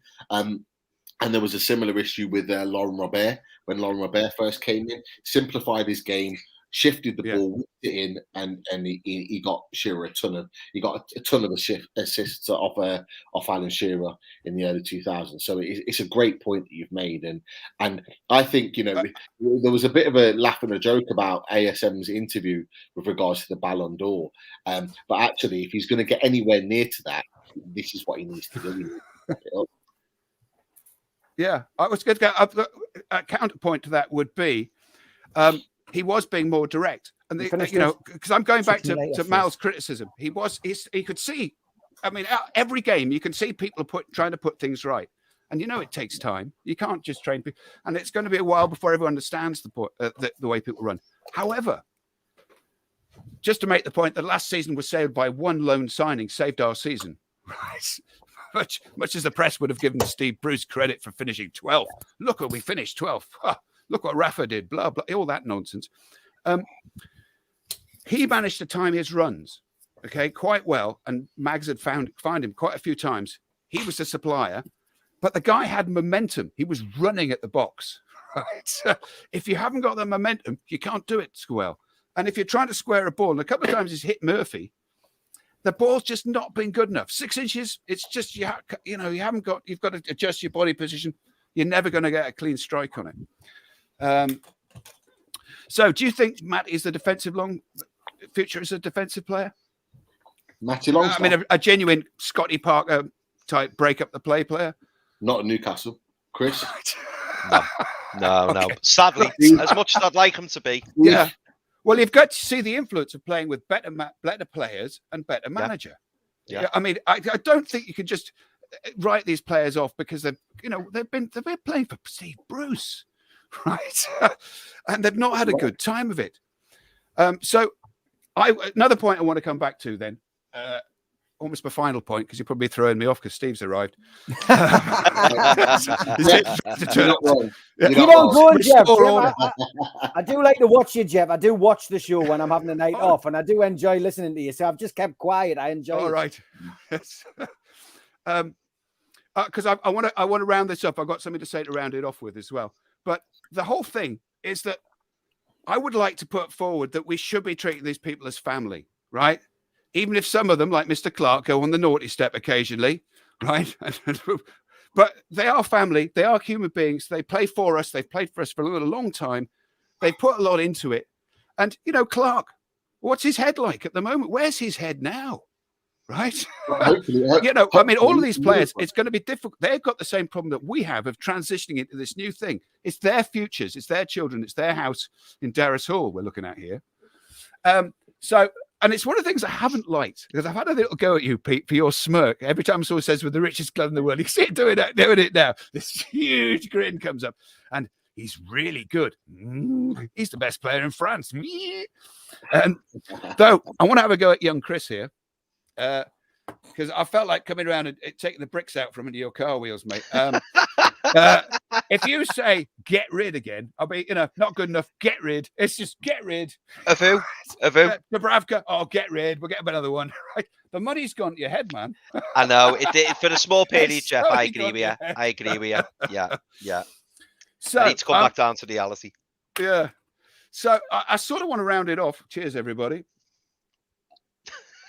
I was trying to get some blood this week, but cheers, Pete. I got a glass like yours, especially. Good man. Good man. I'm a big fan. Good stuff.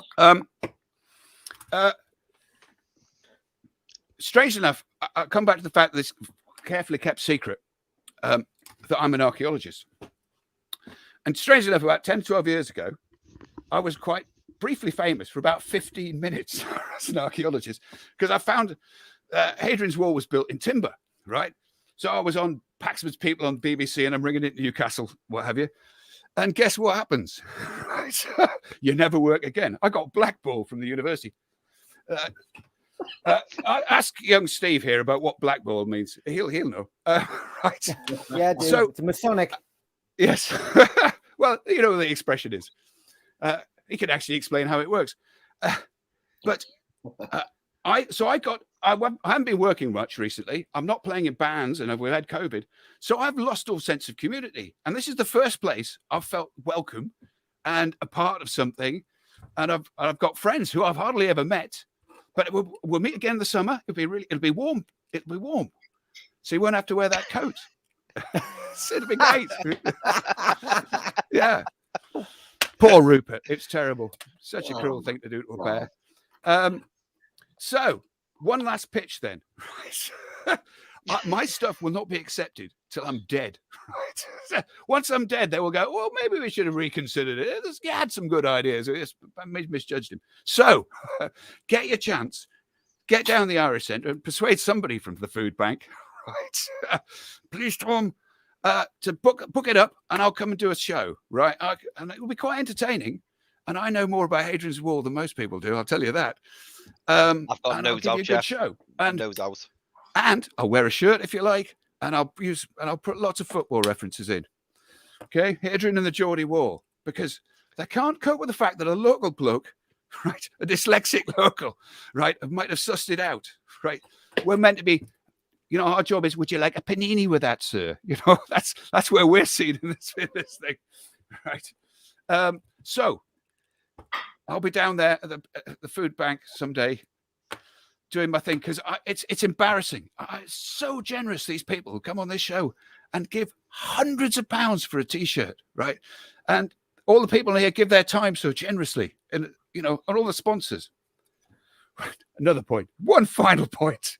If you're sponsoring this show, smart move, okay? Because what people haven't got yet, if you're making goat's cheese in Northumberland, or possibly not beer, but certainly if you're making pool tables or some lovely costumes and nice clothing, mentioning those names in particular, right?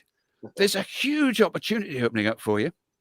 And if you're working for the race course, your hands must be itching. If you're working for the golf industry, tourist industry, everybody, right, is going to feel the benefits of this. It's going to open up whole new areas that other people don't get, right? We're usually at the bottom of the heap when it comes to it. All this leveling up. You couldn't get a bulldozer big enough, right, to level this up, right? But we've got something that no one else has got. Another thing, right? Let's hope that we hold the door open for everybody, right? We know where the big six of what they've been up to, right? And there's all this nonsense about, they won't sell their players to us. So what? We'll take their transfer targets off them next. We're not be worrying about them taking our targets. They'll be worrying about us taking theirs, okay?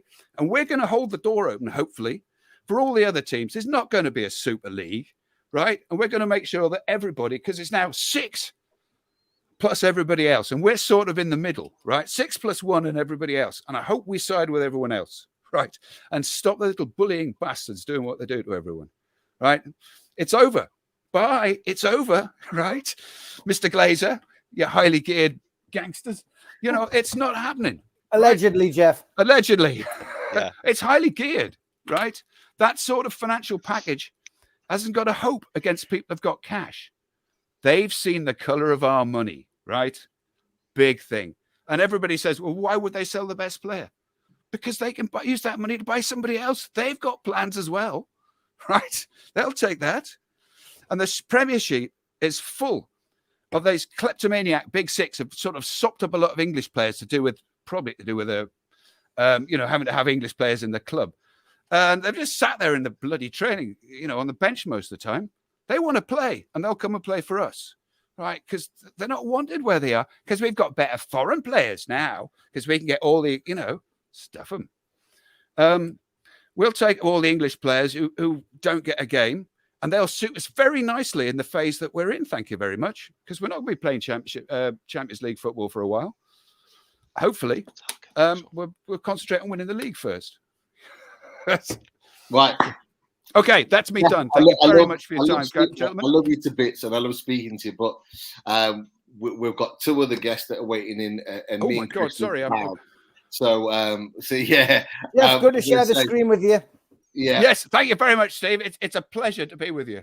Yes, and you, mate. Thanks for all your support with NUFC Matters. And big thank you to Chris and Pete, who are going off to do Loaded now. Lads, as always, a fantastic show. I do enjoy your Monday off, but I do enjoy tuning in and watching you two professionals speak to the likes of Jeff and Alan and Rowan and everybody who you've had on tonight. But thanks for jumping on tonight, lads. I know it was a little bit of an early shift for you and you had a bad day. Cheers, Take care, lads. Cheers, guys. Take care. And enjoy the rest of the window, lads, and enjoy your brandy, Pete. I always enjoy my brandy. Best of luck, guys. Take care. Take care, lads. Speak later. You. Take care, everyone. Great to have the lads on, as always, on NUFC Matters. Monday night wouldn't be the same without Fans Forum. And welcome to Toon Tipster and to Holly Blades. Good evening. Evening. How's everyone? Very good, very good. Now, Joe, I hope you don't mind, but I'm putting Holly up there and I'm moving you down to the bottom rung. That looks perfect. I know my place, don't worry. That's a rose between two thorns now. So there we go. That's sorted. Okay. We are here until as long as we can stay awake, I guess. And we will have a few other guests joining us tonight as we go on. I'm sure you've seen all the headlines today. It's been a bit of a topsy-turvy ride for Newcastle United with players coming in, players doing medicals, players coming, then players not coming. And still 3 hours and 14 minutes to go in the transfer window. Still potentially some more twists and turns. Certainly some more outgoings. And I guess the breaking news, Holly, in the last 5 minutes since we were getting ready to come on air, is the news that Jamal Lewis and Kieran Clark have both turned down moves away from Newcastle United in this transfer window. And they will now not be in and they haven't been named in the 25-man squad, which will be submitted to the Premier League. So that's a bit disappointing that they've chosen to stay and won't be involved. Jeff Hendrick is in line for a move to Queen's Park Rangers. Craig Hope breaking that news. So what's your take on the outgoings, Holly, first and foremost? Jeff Hendrick, I'd be very happy to see him leave. I don't think he's really going to add anything to the squad going forward for the rest of the season. So a move to QPR for him in a lower division, I think that's a smart move. He'll get more game time and hopefully, play a bit better there. Kieran Clark, again, not going to miss him. I think he has played well at Newcastle for a few seasons, but this season he's been appalling and I just don't think he can cut it in the Premier League anymore, unfortunately. Had an okay half against Leeds, I'll give him that, but just far too inconsistent for me. And again, I don't think he's going to be a miss to the team. Jamal Lewis is the one that I'm shaking my head at, though, because him being out of the squad, I don't think it makes a great deal of sense. Obviously, we didn't sign him long ago. We paid quite a big fee for him. He's still fairly young. And the fact that he's chosen to stay as well at that age, I think, raises questions about what type of character he is. You're starting to think, well, is his heart really in football? Because at that age, you'd be thinking you want to be playing week in, week out, getting game time, getting experience. And he's just happy to sit on the bench and collect a wage. Yeah, Joe, it's interesting, isn't it, to see these players decide that they're just going to sit on their hands and do nothing. Obviously, they have to agree to the move, but it's disappointing, isn't it? It's disappointing to hear that. And I mean, I think Kieran Clark's frustration in the friendly across in Saudi Arabia probably tells us where his head's at the minute. Getting sent off out there, not the greatest of moves if you want to try and make an impression under the new gaffer. Yeah, I think you did right, Steve. I think it's interesting there listening to Holly. I mean, I must admit, I really, really scratched my head about Jamal Lewis. It makes me wonder if Howe's playing slightly safe with Matt Ritchie, leaving him there as cover. Obviously, we've signed Matt Targett today, which I do think is a really, really good signing. But yeah, I think from what I've seen of Lewis since he come back from injury this season, I've been really impressed with him. He looked quick, he looked sharp, and he gave us a little bit extra down that left-hand side, which is what we've been missing. So whether this is just a last little thank you to Matt Ritchie or what, I'm not sure. In terms of Clark, I agree with Holly. Would we miss him? Absolutely not, particularly if Byrne's going to sign. I've got everything crossed that Botman's just going to change his mind and end up in Newcastle tonight. So overall, really, really positive window for people who are just willing to sit and take 30, 40, 50 grand, whatever they're on home without actually doing any work. Fair play to them, good if you can get it. But I'd like to think our lads had a little bit more about them and might actually tell you something about their character. So, no, they won't be missed for me. Happy to see Hendrick go, though. I mean, if that does get done, I think a lot of people just thought that was a crazy signing to start with. There'll be no love lost amongst the support for him leaving, I don't think, Joe. At least we can say we've seen him score. Yes, absolutely, mate. Yeah. You know, I was there, and I think you were there twice, weren't you? I was, sadly, yeah. Yeah, there you go. Like seeing Haley's Comet. It's very well documented. Obviously, the part of the northeast that I come from, and it was interesting to see that he was linked with Middlesbrough. So I had people saying to me, "What's he like?" And it was hard just not to give them the answer and say he's absolutely cack and won't bring a great deal to Middlesbrough's midfield, if I'm being honest. So again, in terms of the squad, it'd be nice to think we could get these players out. Certainly moving forward for where Newcastle United are now. We won't be signing the likes of Jeff Hendrick anymore. So they've done a job. They've made the numbers up. He scored 2 goals. See you later. Great stuff. Great to have you on, Joe, as well. A little bit longer than normal, mate. So thanks for joining us. And you've made an effort. You're looking. I thought it's transfer deadline day. It should be like a bank holiday. I've got my yellow tie on, and then you lot turn up. Classic. We've got to thank Stu, burning the midnight oil, Stu, to come on tonight. And I know Mitch might join us as well. Stu, announce the patter, please. I can't do that. But Mitch is on his way. I mean, look, it's been an interesting deadline day, hasn't it? I mean, look, I went on Al Waleed's Twitter conversation a couple of hours ago, and Stuart, honestly, I've just been smiling. I was smiling yesterday. I've been smiling today. Fair enough. The etiquette deal didn't go through. Man United have been playing silly buggers with Lingard, which is disappointing. But you know what? Look, we've signed some really good, strong Premier League players. I've heard a lot of ex-pros refer to it as phase 1 signings and then potentially phase 2 signings. I quite like that because it makes it a little bit easier to understand. Wood clearly is a phase 1 signing. A phase 2 signing would be maybe bringing in an etiquette. At least we've tried to sign. We've tried to sign these bigger name players. Some of them haven't quite worked out. Some of them have. But I've been happy. If there's another deal goes through in the next couple of hours, great. But if not, I'm happy with this window. What about you? I'm ecstatic. I put out a tweet this morning saying if that was it this morning, then I was delighted with what we've done. And if there's no more, then the effort's been first class from the owners. And how can any sane person criticise them is beyond me. The thing I keep repeating is this squad stayed up last year. So then you add Trippier, you add Guimaraes, you add Taggart, you add Wood, you add possibly Byrne, and maybe one more. And you think, is that not good enough to stay up? Because I believe Eddie Howe's remit would have been when he took the job is just please keep us in touch and distance, stay in touch with the pack, the cavalry's coming. And then even now we've got 17 games left and we've got 4 points to make up on Everton, who we're playing next. We've got 7 points to make up on Leeds, 8 on Brentford with 2 games in hand, and 1 in Norwich with 1 game in hand. We're more than capable of eclipsing all of them, but we only need to get past one of them. You know, so we need a bit of realism as well. And sincerely speaking, the owners are here and they're serious. They want to make this work and they're trying as much as they possibly can. Bear in mind, it's a tough window and we're sitting in the relegation zone. You know, it's a hard thing to especially if you're an international player, it's hard to entice someone on the strength of, look, we're going to be like this a year down the line or 2 years down the line. You know, you'd be probably thinking, well, come back in a year's time, you know, and if you like us then, you can buy us then.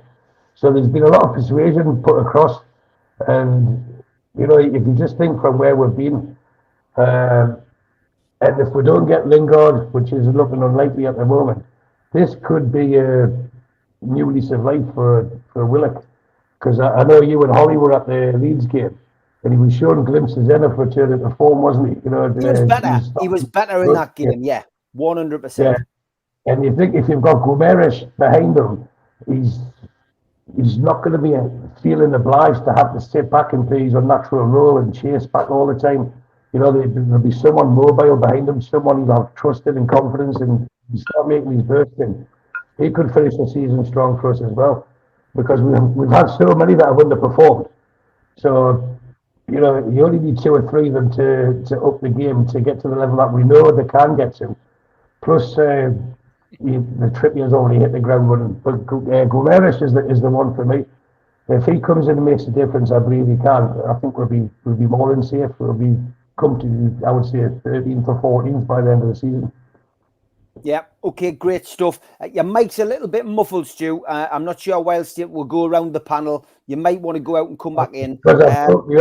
On this, I've got these stupid pods in, and no problem. I mean, I can hear you, and I've only had Tom Dixon complaining, but I just know sometimes people get a little bit agitated if the sound isn't perfect. So if you listen, that's better. That's much better. Yeah, that's no better. And by the way, you and Mitch, thanks for coming on, because I know it's late, and feel free to dodge off whenever you need to. Don't feel you've got to stay on for the duration. We'll stay on as long as we can to try and guide NUFC Matters community through the rest of the transfer window.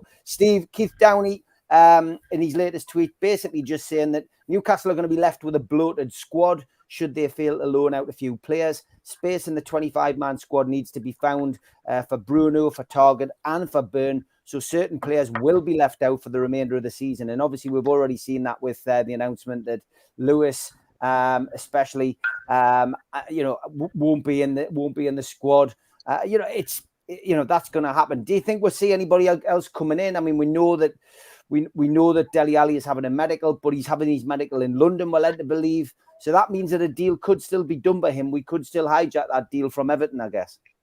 There's always a chance of hijacking any deal, I suppose. But the thing with Dele Alli is, I think Everton have set a stall out. I think they've created an excellent opportunity with Tottenham in terms of how they've created the deal. It looks as though it's a free transfer because Everton have already got 2 loan players in, which is interesting. So it's being classed as a free transfer, but there's going to be a fee after so many games. So it's all very much up in the air with that one, but I think there's been a little bit of smoke and mirrors and a bit of manipulation. Who knows whether anyone else is coming in? I mean, it's been one of those topsy-turvy days, isn't it? We started off in the morning. We had Ekatiki on his way over, various other people. That's why I'm not wearing the tie, Joe, because I've had this tie on and off and on and off, God knows how many times. And you know what it's like with the press. I've decided to go with what the press have said after 6 o'clock, which is Newcastle's transfer dealings are done. So I've taken the tie off and I've gone casual again. We just might look and just everybody else's look, I suppose, if we suddenly do snap up somebody. But no, I mean, bloated squad. You can't have a bloated squad because you can only have a 25-man squad. So again, it's just ridiculous rhetoric, isn't it, that comes out of these people. The question, I mean, we've had it for years with Newcastle where we've ended up with 3 or 4 players that just haven't made the 25. and that's just hard luck. Who knows though? There might be suddenly somebody comes in for Lewis, or somebody comes in for Richie, or whoever else that happens to be. I know we've got Clark on the way, and we've got Hendrick that's gone. The goalkeeper Woodman, he's away, so there are openings within the squad. So let's just see where it takes us. But you know what? It's been a great window so far. I just wish I had a load of panels up that I could keep watching, because it's one of those nights, isn't it, where God knows what could happen, and it's like Mission Impossible. God knows what could happen in the next 3 hours. Yeah, Steve Middlemas, I will come to your comment, because you're clearly one of a few who has commented on the show tonight. I've seen them on when Pete and Chris were doing the early shift. How can you be happy with no striker, goal scorer in this window, Steve? 3 average players, 2 quality one improving in the Premier League. I'm not confident we can stay up unless we get a goal scorer. I still think we need a goal scorer, Steve. I've said that all week. It's going to be down to Eddie Howe to get the best out of the squad that he's brought in. We've brought Chris Wood in. We've spent 25 million. Callum Wilson has to come back, and he has to come back fit. And we don't know, we don't have a game or a date for him coming back yet. But Steve Hasties just made the point about Willock, and Stu Penman's made the point about Willock as well. Essentially, he could come back and he could be a different player because of the players who were brought in around him. Eddie Howe's clearly got in his own mind what is going to work and what isn't going to work. I don't think the Premiership players that we've brought in at the back are poor quality at all. I think Trippier is a born leader. He's fitted straight in. I feel like he's been there for 2 months, not 2 weeks. I think Dan Burn has proven quality at Brighton. You've weakened Brighton's team by bringing in their star centre-half. Look at his stats. Read his stats. For heading the ball, for controlling the ball. He's one of the best centre-halves, English-born centre-halves in the Premier League. And now we've brought in on loan Matt Targett, who was never going to get a game because Aston Villa have simply signed a left-back who we were chasing originally. Matt Targett's 26. Not only is he a left-back, but he's a left-sided midfield player, which boosts the midfield as well. I think it's a good window. You might disagree, Steve, but I think there'll be ample opportunity for this. And don't forget, players coming in puts pressure on other people's positions and makes other players play better. I think it's been a good window. It's the best we could do, and that's it. And there might still be a surprise. We've still got 3 hours. So, Mitch, on to you. I'm not disappointed. I don't think any of us are really. I think it's been a fairly decent window. I think it's been a good window. I think it would have been a great window if we'd got Lingard through or got a forward through, another forward. I'd like to know when a lot of our fans turned into a bunch of bloody bedwetters. I'm sorry. I'm not having that. I'm not having this. I've seen 2 or 3 people on Twitter, 2 or 3 people who I know quite well, and you usually respect their views, saying that's it, we're relegated, we're never going to get away from this. This is terrible. I'm sorry, this is not a terrible window. The options that Howe has in that squad now are far better. We've strengthened at the back. We've made a signing in midfield that some of the so-called big six would have all loved to have added into their midfield. And yeah, it would have been nice to, the icing on the cake would be another striking option. But that striking option looked like it was going to be a 19-year-old French kid, which is great. He's got, prospects and talent. But would it turn out that we're signing a young Thierry Henry, or would it turn out that we were signing a young David Bellion? And I don't know whether anybody can say which one it would have been. So if the lad doesn't feel also mentally that he's not ready to come, then fine, fair play to your kid. You stay in your comfort zone and until you're ready to step out of it. I think Lingard would have been the attacking option for me. That would have sort of made the signings complete for me. Is there still a chance? Yes, there is, I gather. I gather somebody's still active because there's still activity going on. That's what I understand. But I don't know where the activity is right now. And so I'm really disappointed with the fans who think spending over 100 million and adding what we've had to the squad is a disappointing thing to do, and that it's going to get relegated. If that's honestly the way you feel, Why don't you just jack a season ticket in and give up now? If you're going to give up now, just do it. I mean, dear me, it's when did we give up? We've been all season, even when we were grim at the start of the season. You know, there was still this, you know, back the lads, get behind the team. Well, where's that gone? You know, I'm baffled. Really, I am. I'm really, really baffled. Yeah, look, I just think ultimately, you know, it's been a huge change. And I keep trying to remind people, Holly, we only got took over on the 7th of October. You know, October, November, December, January, 3.5 months, if that, since you were standing outside the hotel welcoming Amanda to the club. And, you know, I think some people need to realise that all of these things take time to get right and do things. And a lot of criticism I've seen of Amanda and Mirdad and Ruben, they don't know what they're doing and etc. But they clearly do. Can you understand some of the negativity that you've seen on social media? Sorry, Steve, the connection broke up there. Can you just repeat the last bit, please? Can you understand any of the negativity that you've seen on social media about the new owners? Not at all. Not from my perspective. I mean, like you said, it's only been a few months since they took over. I think people don't realise how big of a task it is, because when they came into the club, I think the reason why Ashley was so desperate to get rid of it there and then was because there was a rot there, and that was clear for all to see. He was going to have to spend at least 100 million to sort us out and get us out of the mess that we were in. He wasn't prepared to do that. The playing squad wasn't good enough, but also there was so many problems off the pitch for various reasons. Problems with Steve Bruce, the manager at the time. So to come into that kind of chaos, and from my understanding, they weren't expecting the deal to go through in the way that it did. It was just kind of sprung on them almost. They didn't really get to prepare properly.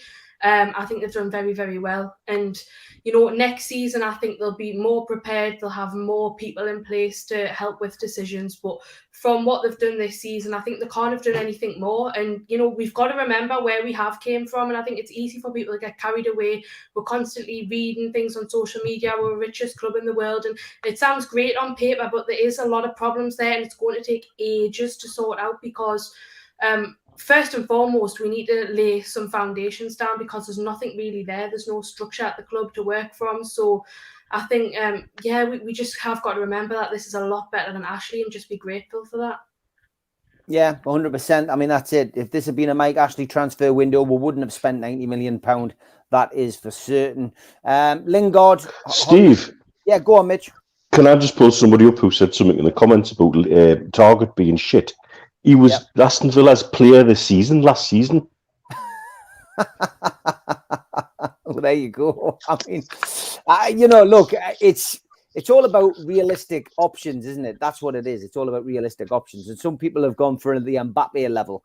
We're not at that level, not by a long shot yet. Yes, we could afford Mbappe. He's not going to come to Newcastle and play in a relegation battle when he can play in a Champions League, is he? We've got to get this. We've got to get this perspective right amongst the fan base, and it's just that fine-tuning of going from being a club teetering on the brink of relegation into the Championship again to potentially keeping up. That's what we've got to do. And we've got players in who can do that now, who are all committed to the cause. Holly, Lingard's disappointing. What did you make of that? Because that's been ongoing this week. We were together yesterday at the Time Theatre for the Beardsley event, and we still optimistic that Lingard was going to come. We knew that they had asked for a ridiculous relegation clause fee to be added in.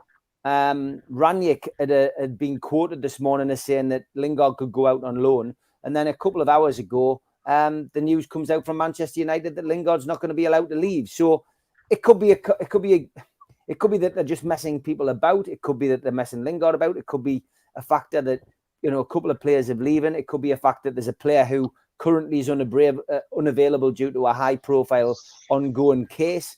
Ultimately, Holly, it's disappointing, though, isn't it? Because I think a lot of people would like to have seen Lingard in a black and white shirt. It is. I think we all want to see that goal scorer just for a bit of security, because of course we've signed Chris Wood. He's not a guy that's going to bag loads of goals. He needs a strike partner alongside him. The only real option that we have currently without Callum Wilson is Dwight Gale. Clearly, he's not flavour of the month with the new manager, or the previous one for that matter. So I just can't see him getting into the side at any point soon. So I would love to have seen us bring in an attacking option. I think it just would have made the relegation fight a lot easier. I wasn't really confident that Lingard was going to come in, because I think the clauses that they put in, 6 million and stuff like that for a loan fee, it's just ridiculous. And I don't think the club are going to be allowing themselves to be made mugs of in that way, paying ridiculous money just for a loan. But I was confident that we would have got another replacement option in. I knew it was going to be difficult, because obviously we paid above the odds for Chris Wood, because we're struggling to sign strikers in the league position that we find ourselves in. But it's still been a good window overall, and I think as soon as Callum Wilson comes back, the better. Yeah, Joe, Lingard disappointed in that way, or did you expect that wasn't going to happen?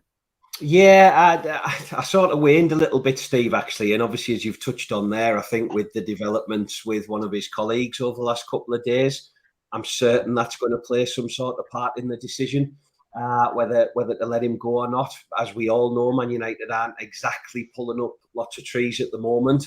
Whether he'll get in that side and whether he'll start on a regular basis is another argument. Will he go to West Ham United? Arguably, they're pushing Manchester United this season. So, you know, would you sell to one of your rivals in that sense? But I do just think there's something about being held to ransom. I think there's something about, yes, we might have money. It doesn't necessarily mean we have to spend it, and certainly doesn't mean we've got to waste it.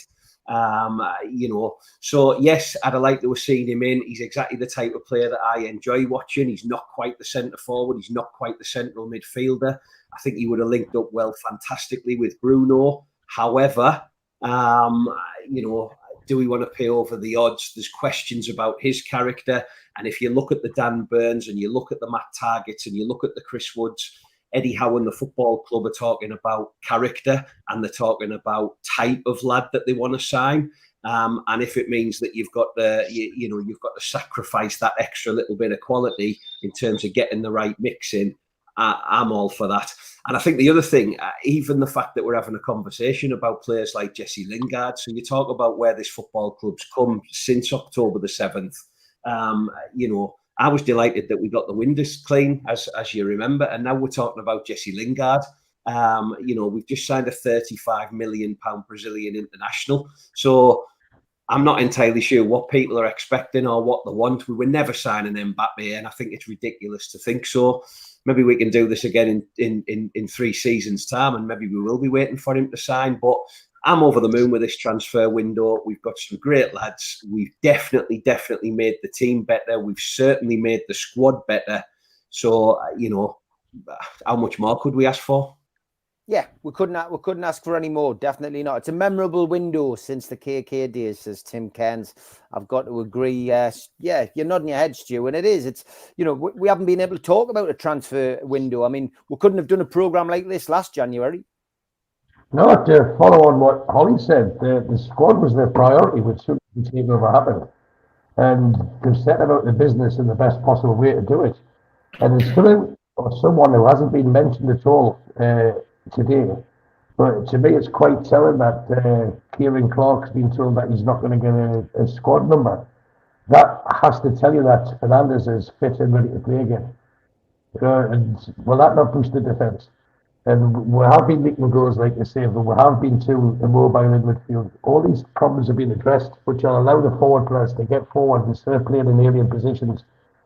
We've all, well, not many of us can pull our hairs out of this battle, but we've all pulled our hairs out watching Maximum try to run back, or Fraser try to, you know, is what Mitch keeps referred to as square pegs and round holes. Maybe we'll have the right players to play in the formation and in the positions that they've been bought for. Because we've got good players in that squad, but they've never been allowed to play the way they want to play. And I still believe there will be a marquee signing. Maybe not tonight, but in the summer once we're safe.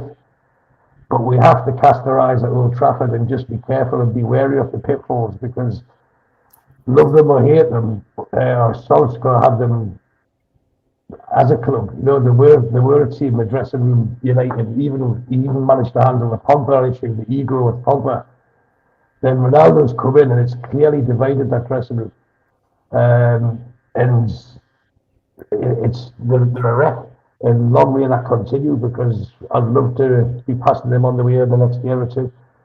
So I think the defence has been proved. I was speaking with Steve and Mitch earlier, and had we signed Botman today, we would have bought a new back four.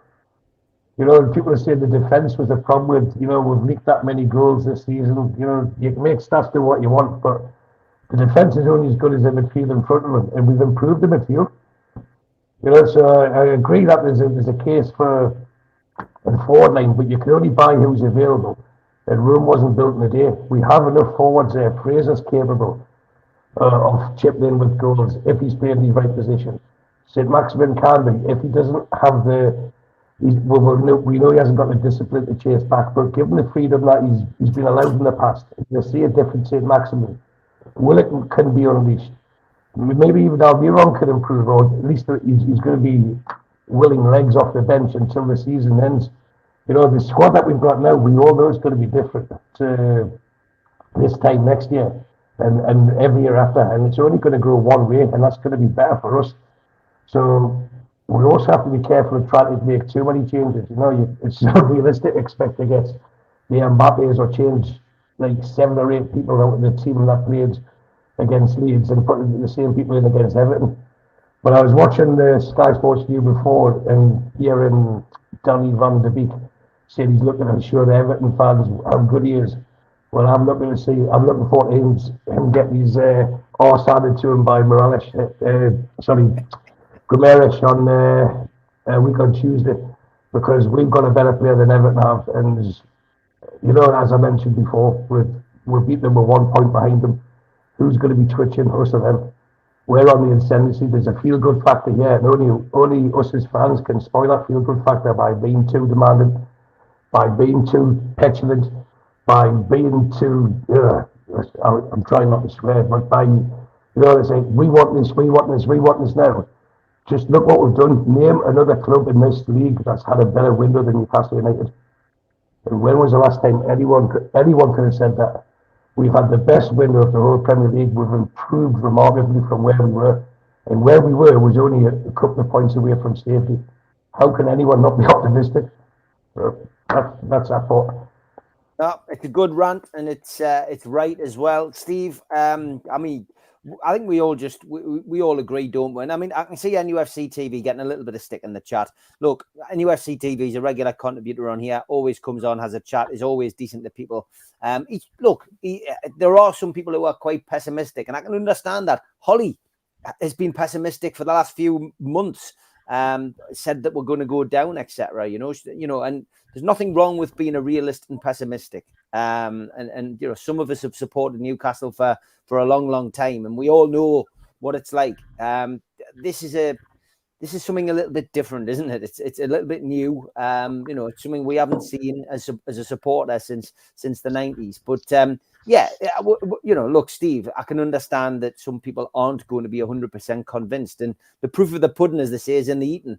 When we take the field a week tomorrow against Everton, we'll sure find out how good these players are and whether they're going to be able to hit the ground running. Yeah, there's a difference between pessimism and worry and concern. And like all fans, when you look at the position in the league, naturally we're worried. You're worried about what could happen. You're worried about, you know, at every game, if you're not getting the results, you're worried. But you can't buy, I mean, you cannot buy your way out of that. You can't, there's no guarantees in football. The only guarantees in football are that the game will kick off at a certain time, it'll end at a certain time. That's about it. But yes, we're all concerned naturally because we want to stay in the Premier League. We want the results. It's a results-driven business, and it's up to the management to work with the players that they've got. It's up to the players to rise above. When you bring new players in, then that can raise the squad. That can raise, as Stewie's mentioned, raise the optimism. It adds to the competition that's there. You know, Jesse Lingard, there it is under there, that Lingard wants to go to West Ham anyway. which Jesse Lingard are we talking about? I'm just looking here. I mean, I'm surprised when I look at it. Is it the Jesse Lingard who's been at Man United since 2011 and has scored 20 goals in that period of time for them, out of 142 games? Or is it the Jesse Lingard that played 16 games for West Ham last year and scored 9? He went on a rich vein of form at West Ham for some reason. But prior to that, he played for Leicester on loan and he only played 5 games in a full season. He played at Birmingham and he played 13 times. He went to Brighton. He went to Derby on loan. And he didn't pull up trees there either, So Jesse Lingard's he's just turned 29. By the time the World Cup comes along in 2022 at the end, at start of November, he's in December. The World Cup will still be on. He'll be hitting his 30th birthday. He's not a young kid. People might turn around and go, oh, yeah, he's an established player, in that respect. But it's not like everybody's been desperate to buy him for the last 10 seasons when he's been at Man United, and he hasn't been getting much of a game. I mean, for someone who's played at a club for that length of time, it's just like 10 years, and he's averaging 14 games a season. It's not like it's not Neymar or Messi, is it? That we're talking about here. But we were looking. People who score goals, they're very rare, aren't they? They're like hen's teeth at times. Sometimes you go through seasons and you see players and there's goals all over the place. Another time you're struggling for goals. But in Lingard's case, I think we're being a little bit clouded by the fact that, or a little bit starry-eyed by the fact that he had a great run at West Ham. There's no guarantees that you're going to get that out of him at Newcastle United. And that's the nature of football. We've got a great opportunity now to push forward. The manager's gone out, and if you remember, I think it was when Howe first took on the team, he said the players that he had in his squad had 8 to 10 games to prove themselves. Otherwise, they would realise what it meant for them. And what does it mean? It means there's not a place in the 25-man. And he's gone out and he's bought players, and other players are going to lose out. And if they haven't moved on, they haven't taken the opportunities, then so be it. They're just not going to be part of it. And they're professionals, and they're well aware of that. I think there's going to be an element within the fan base who are going to call them mercenary, but there's some players that have been in Newcastle United for the last 2 or 3 seasons that haven't picked up a shovel, have they? They haven't kicked the ball in anger, and yet they're picking up wages.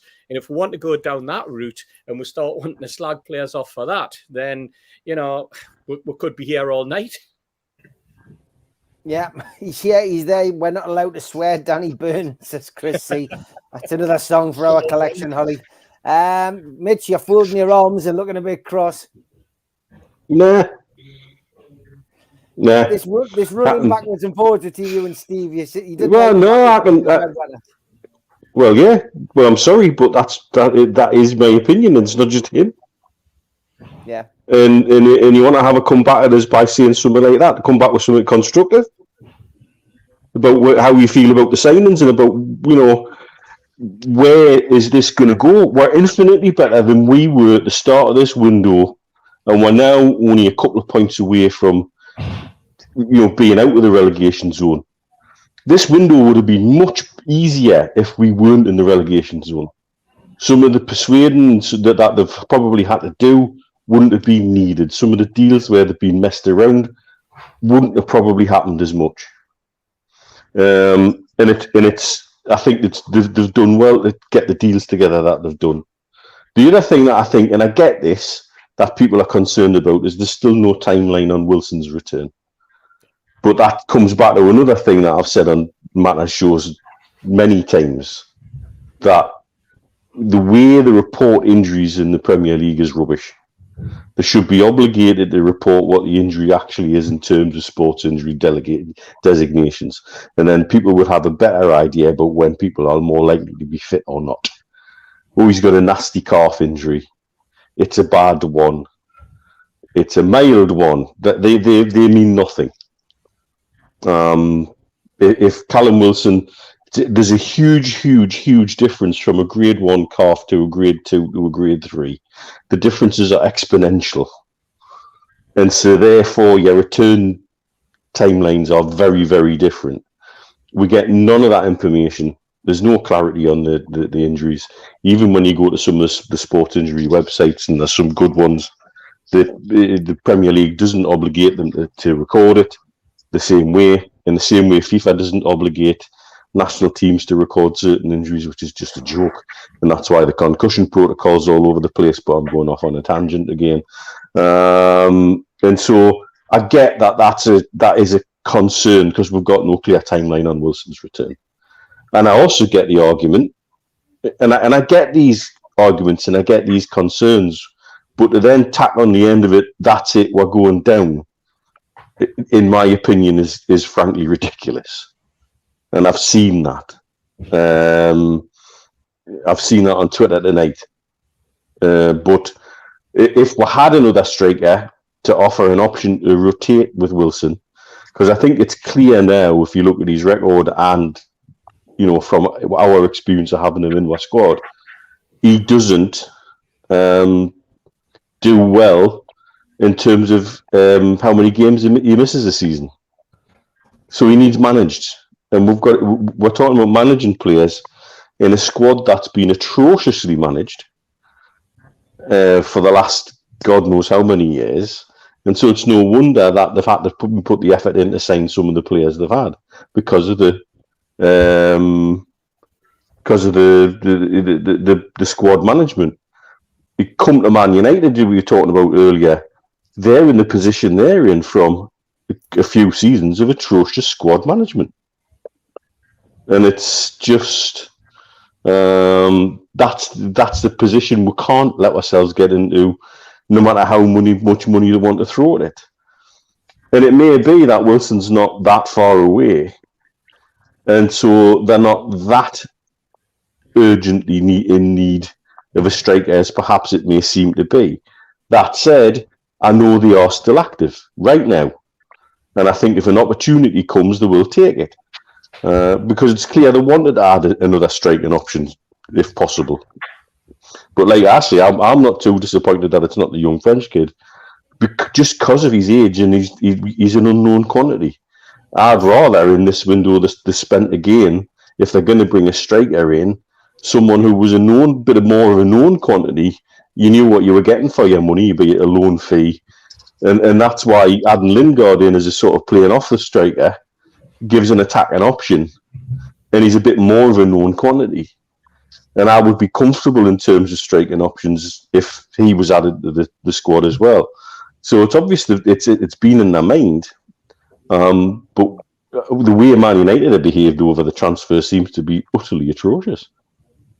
Yeah, disgrace really. But that doesn't we should behave like petulant children, though. Lingard's Man United player, it's their prerogative, and if they want to mess them around, that's up to them. You know what I mean? We can't do anything about that apart from put in the bid that we believe is more than reasonable. And they're the ones that are going to be left with them, aren't they? You know, they're the ones that are going to be left with a player who doesn't want to be at that club, wants to be away, 6 months left on his contract, and you've got a manager who's saying, "Oh, you can go." You've got a board who's saying, "No, you can't unless I can get a boatload of money for you." Where does that leave the player? That leaves the player sitting there smoking a cigar for the next 6 months, and then you know, that's what's going to happen to them, and that's their problem. It's not our problem, is it, Stu? No, they say that they've undermined the manager as well, which is a bigger problem for them. So let them carry on making their own problems. Well, we've got enough of our own, and we're doing something positive about getting out of it. Exactly. Yeah. Daily Express is the source for this Atletico Madrid defender story, the Felipe story. They claim that Newcastle have made a late deadline day request to sign him. So obviously we'll keep an eye on that as the night progresses. Let's find out who the panel thinks has been the best signing so far in this window. Holly, what's your take? Who's your favourite signing? I'll probably go with Kieran Trippier. I think obviously it's easier to say that because we've seen him play a couple of games, but I wasn't expecting to get him, to be honest. I think he's still a very, very good player. He was at a good club, did very well last season. And then obviously he's came here, he's hit the ground running, fitted into the squad straight away, and I think he does so much within that defence, not just on the ball as well, off the ball, commanding the defence, doing Jamal Lascelles' job really, who hasn't been doing the job for the past God knows how long. So yeah, I would probably say Kieran Trippier, closely followed by Bruno as well. I think he'll be a really exciting player going forward. Yeah, okay. What about you, Joe? Yeah, absolutely agree with what Holly's just said there. In the few games that we've seen, Trippier just looks a cut above. And I think, again, we're talking about progress. You're talking about building window after window after window. But to start with a player like that, I mean, let's be honest, we've signed an England captain is what we've signed. And it's nice to think that, yes, Kraft did a job, and yes, Murphy sits there every now and again, and Manquillo's in and out of the side. This lad's a cut above, and I'm very impressed with what he does on the floor, but I'm also very impressed with what he does in the air. I think he's been a revelation from that perspective. And yes, he's a leader, and we could do with another 10 of him. But I do have to say the fact that we have signed Bruno is simply stunning. I mean, these are Champions League footballers.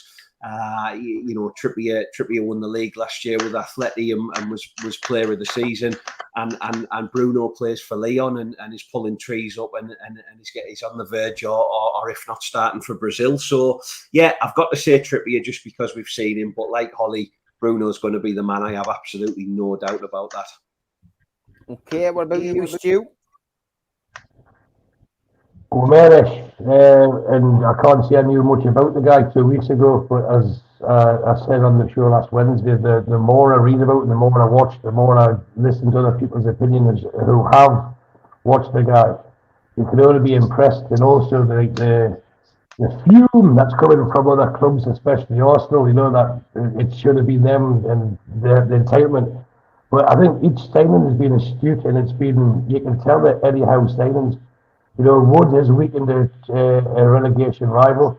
And whether it was 20 million, 10 million, 5 million, just before we signed them, can anyone remember the outcry that we needed a forward? And we've got one. And one who can hold the ball up. So that, again, changes the dynamic and it brings more options in. So Wood, to me, is a very good signing. Byrne, the goodwill that's come from the Brighton fans has been astounding. And they really are disappointed to lose him and happy that he's gone. So that's got to be another good acquisition. Same with Taggart, he was a Players' Player of the Year, as has already been discussed, at Aston Villa. Well, that might just make him popular with the players, but he's also been able to do it on the football pitch. And I think it's not often you hear these words come out of my mouth. You've got to give credit to Aston Villa for allowing him to leave on loan, to give him game time, because he's a sort of player that they might have wanted to keep in the squad. But Gomes for me is the one that excites the most, and I'm really looking forward to seeing them play. But each one of these signings are very, very good, and they've all improved our squad, which is what we've all been crying out for. But you can't keep everyone happy, can you? No, you can't. Steve Hasty, what about you? Yeah, I'm with Stu on that with Gomes. I think it's a position that is probably the most vital position in the current climate in terms of what a central midfielder brings to the team. And I think we've lacked a proper central midfield player for years, and probably the last 4. And we've had various people playing in those positions, and we've moved them in and out and in and out. And I just think that when you look at the videos that I've seen of Gomes, and I've talked to people who have watched him, not one of these people who is a devotee to French TV football and stuff like that, but the guy looks the part from what I've seen on the videos. And as the lads have also said, the fact that he's you're talking about an absolute quality player that the top clubs in Europe were looking for, and we managed to bag him. I think that in itself is an absolute steal for us. We've gone in there, we've done the business, and not only that, but we've had to go all the way to Brazil to get the deal done, get the medical done. That sounds like we're organised and we knew what we're doing. Perhaps the deal was already, well way down the line by the time it hit the press. Who knows? But I think he is probably for me the deal of the window so far, unless somebody crops up tonight, unless there's a sudden surge in the next 3 hours or 2 hours, whatever it is that's left, and it's something that astounds us all. But I think I'm probably right in saying that Guimaraes is the one. Would that count as a marquee signing, Steve? Yeah. Oh, yeah. Without a shadow of a doubt. I mean, there's marquees and there's marquees, isn't there? You know, and it's interesting that some of the really, really big players that we're talking about, you know, likes of Vlahovic, who's gone to Juve, you know, 21 scoring goals. But then after that, the other marquee players are your Neymars and your Mbappe's and Messi's and people. And then you look at the age of Messi or you look at the age of Neymar and they're ticking on. But, you know, who else is a marquee player, do you think? You know, I mean, there was some players in the Italian squad this year who, if you remember rightly, I predicted would win the Euros. I just wanted to remind everybody about that. You did.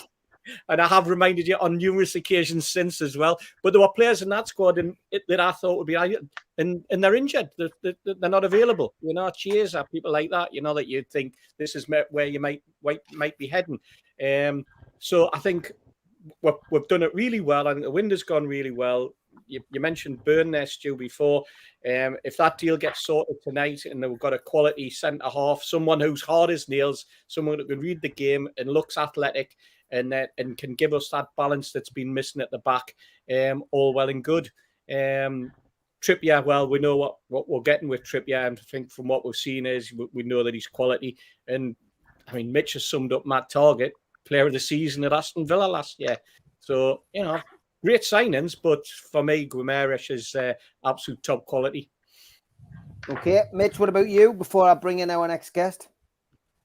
Guimaraes intrigues us and excites us, but I can't say I'm going to sit here and do a more Leicester and say that I've seen every game and I know everything off of YouTube about him, because I don't. But the fact that Arsenal wanted to pay similar money as us for him, I think says a lot. Says a huge amount. The fact that the salty tears, everybody's crying about it all, says even more. In terms of signing Trippier, not just for the quality of the individual in every way, shape and form, but also for the deal we managed to do for him as well. When you look at what the deal works out at, bargain springs to mind. Absolute bargain springs to mind. I mean, it's. I come back to it. I understand why people are concerned and would rather see a quality goal scorer in as well. But we could have had Jermaine Defoe on a free. That could have been my quality goal scorer, who obviously uses the same passport office as Chancellor Mbemba as well, by the looks of it as well. You know, I'm quite happy to be wrong, but I still think there's a little bit of mileage in the window yet. And that if we really feel we need a striker in to give that extra option, they'll be trying very hard to do it right now.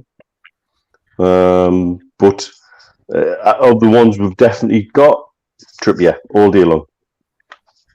Yep. Okay. I'm going to bring in Dunno, who has joined us tonight. How are you, Dunno? Yeah. Good evening, all. Good evening, everybody. Evening, Steve. Hiya, mate. Hiya. Good to see you. Good to see you, mate. Yeah, I thought I'd pop on because you wouldn't get this opportunity on Sky Sports, would you? So I thought I'll pop on. You know. Well, you wouldn't know. That's what it's all about, mate. That's what it's all about. So give us your view on today's transfer window shenanigans at Newcastle United. Well, I'll just rewind slightly. If we'd had the previous regime, today would have been a normal Monday for us. Because you know, we would have been just saying, well, we ain't getting nothing. But, you know, I'm over the moon what we've got in because, as I said before in the chat, the signings that have been brought in have given us options to play a different way. And also, at the back, we've got height in Dan Burn, which is, you know, very important from a defensive point of view in terms of anything that comes in aerially.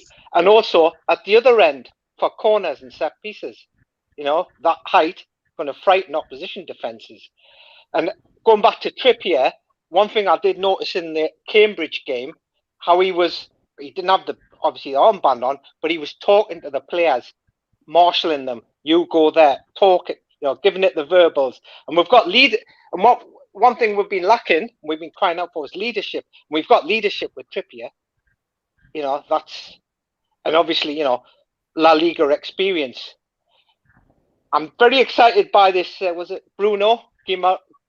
I'd heard the name vaguely, but I just saw snippets on YouTube, and I'm excited to see what he'll bring. But from what I've seen on YouTube, there's a guy who obviously can pick a pass, and not just a long Hollywood ball. He'll be able to play along the ground, which we need, because when we've had Shelby, it's just been, he's done his best Tom Brady impression and sent it long, read it. But with Bruno Guimaraes in there, we have another option.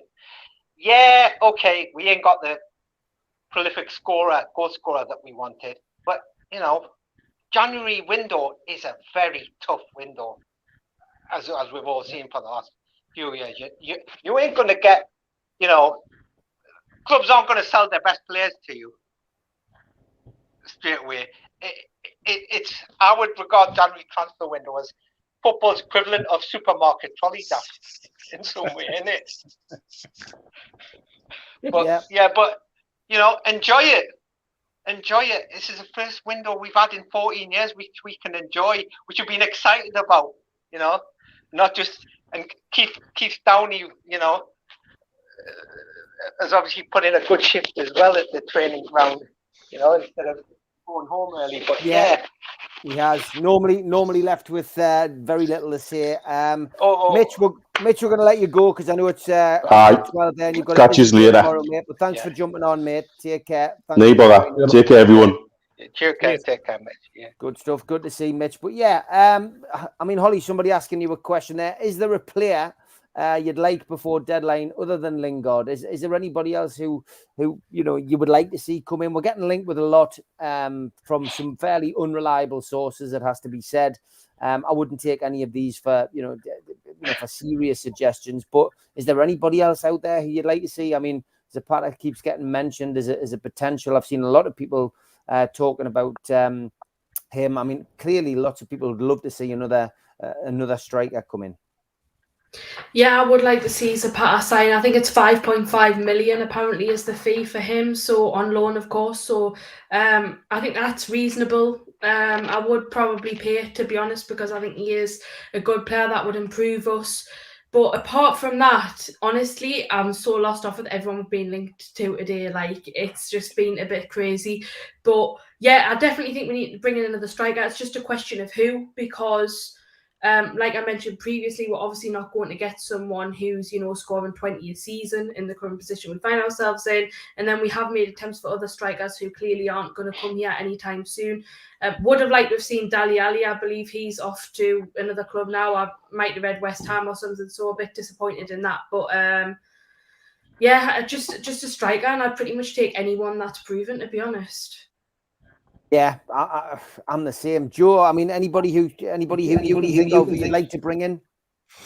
There's a guy who doesn't get regular first team football. He actually scored in the Champions League final for Liverpool, and that's Origi. I know they play. They've got the Salahs and the Firminos of this world. So Origi kind of doesn't get a great amount of game time. Although I am aware that when he does come on, he does the biz for them. But he's a big, strong, powerful lad. He always seems to be in the right place at the right time.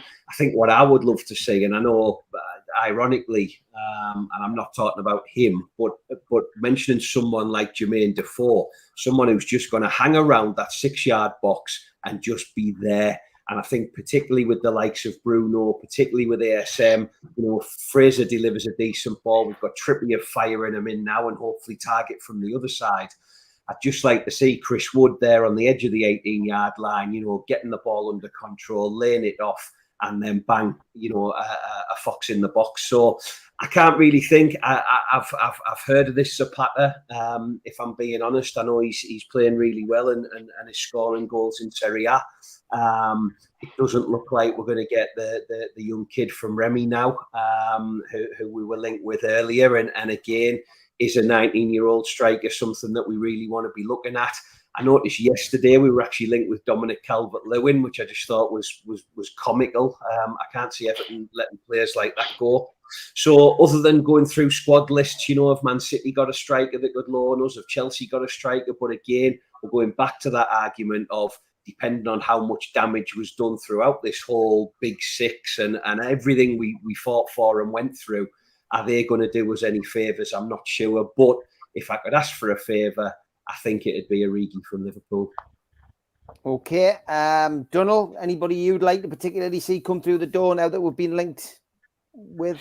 I was going to say the young lad Nketiah from Arsenal might bring on Joe Willock, because he's former teammate of Joe Willock, so he might inspire Joe Willock to even, you know, greater heights in his performance. So, and he ain't getting regular football there. I mean, he's a young kid who wants to make it. So, you know, and he'll get regular football here. So, you know, Nketiah for me. Okay. Stu? I've got three categories. One, a dream signing. One, surprise we didn't pursue more vigorously. And one, a long shot for the next 2 hours.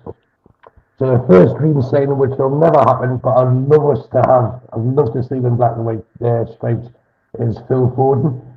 I think he would be the answer to everything that we'll be asking for all evening. And I'm surprised that we didn't pursue Ramsey, who, what a coup for Rangers, by the way, managing to snap with him from Juventus. That's a fantastic bit of work for them. A long shot for the next 2 hours, Botman, and I'm still not convinced Lingard's over, because what if we then just decide to say, go on to Man United, you can have your money. We'll give you 12 million. Then we stay up, and he loves the crowd, he loves the whole idea of living in the northeast. And why wouldn't we rather just let him go for nothing as he would be going, give him 5 million quid to stay on? You spend a lot more on a different player anyway. The last thing I want to say, because probably by the next time round I'll be watching in bed asleep. Well, not asleep if I'm watching, but getting to sleep. I've just had a little crack on the days, but do you not anyone think that trip to Saudi last week was like a leave and do for people? You know,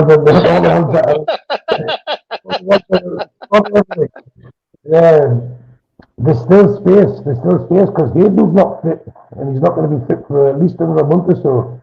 So, you know, there's still space to bring more people in the squad. If you take out the Clark, Lewis. Now, by the way, I've been informed that Kieran Clark hasn't refused to go, as been suggested. What he's been asked to do is to stay until they can get a replacement. So he's not trying to hold anyone to ransom. You know, the guy's a professional bloke, and if he does go, wish him luck, and if he stays, then that might just get me placed in the squad.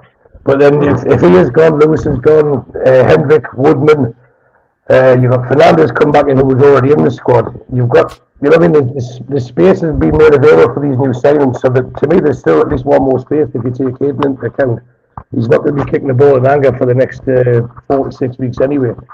So we do have opportunities to bring people in. I know the clock's ticking, but this is probably the most exciting part. But when I wake up, we'll either sign someone over Hamilton.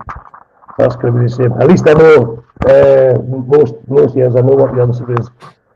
Not by January 31st, by January 3rd, if we're going to sign someone. So there could be a couple of exciting hours for us to crack this for the rest of the evening. Yeah, okay, Stu, I know you've got to be up early and it's late there, mate, so we'll let you go now, mate. Thank you for joining us tonight, mate. And good luck, everyone. Take care, mate. Cheers. Take care. Good to see you. Thank you for joining us. If anybody out there wants to join us on the show, I have stuck the link. I've pinned it to the top of the chat.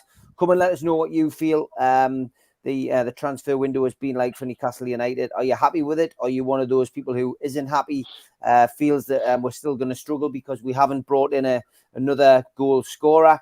Jump on. It's not very often you get the opportunity to jump on with the panel that's on tonight. And Donald, feel free to join us and stay with us for a while if you want, mate. Absolutely. We'll stay on for as long as possible. Steve, is there anybody a couple of hours to go now, 2 hours, 13 minutes left in the transfer window. Anybody else you could think of that, we might be able to go for him? Let's get him. Is there anybody out there for you? The one that I felt that we could have gone for might have been Pukki at Norwich. Oh yeah. I thought the team might have been if in terms of the conversation we've been having, fox in the box, somebody who can get on the end of passes, somebody who can blend in. Bearing in mind we've got Wood and we've got Wilson as strikers. You're looking for someone who can play alongside a striker or play off a striker. The other one, yes, he's at the African Cup of Nations, so that would have made it very, very difficult to sort out, and it would have probably been having to have been done a little bit earlier. Would have been that I would have looked at would have been Iheanacho at Leicester. At Leicester.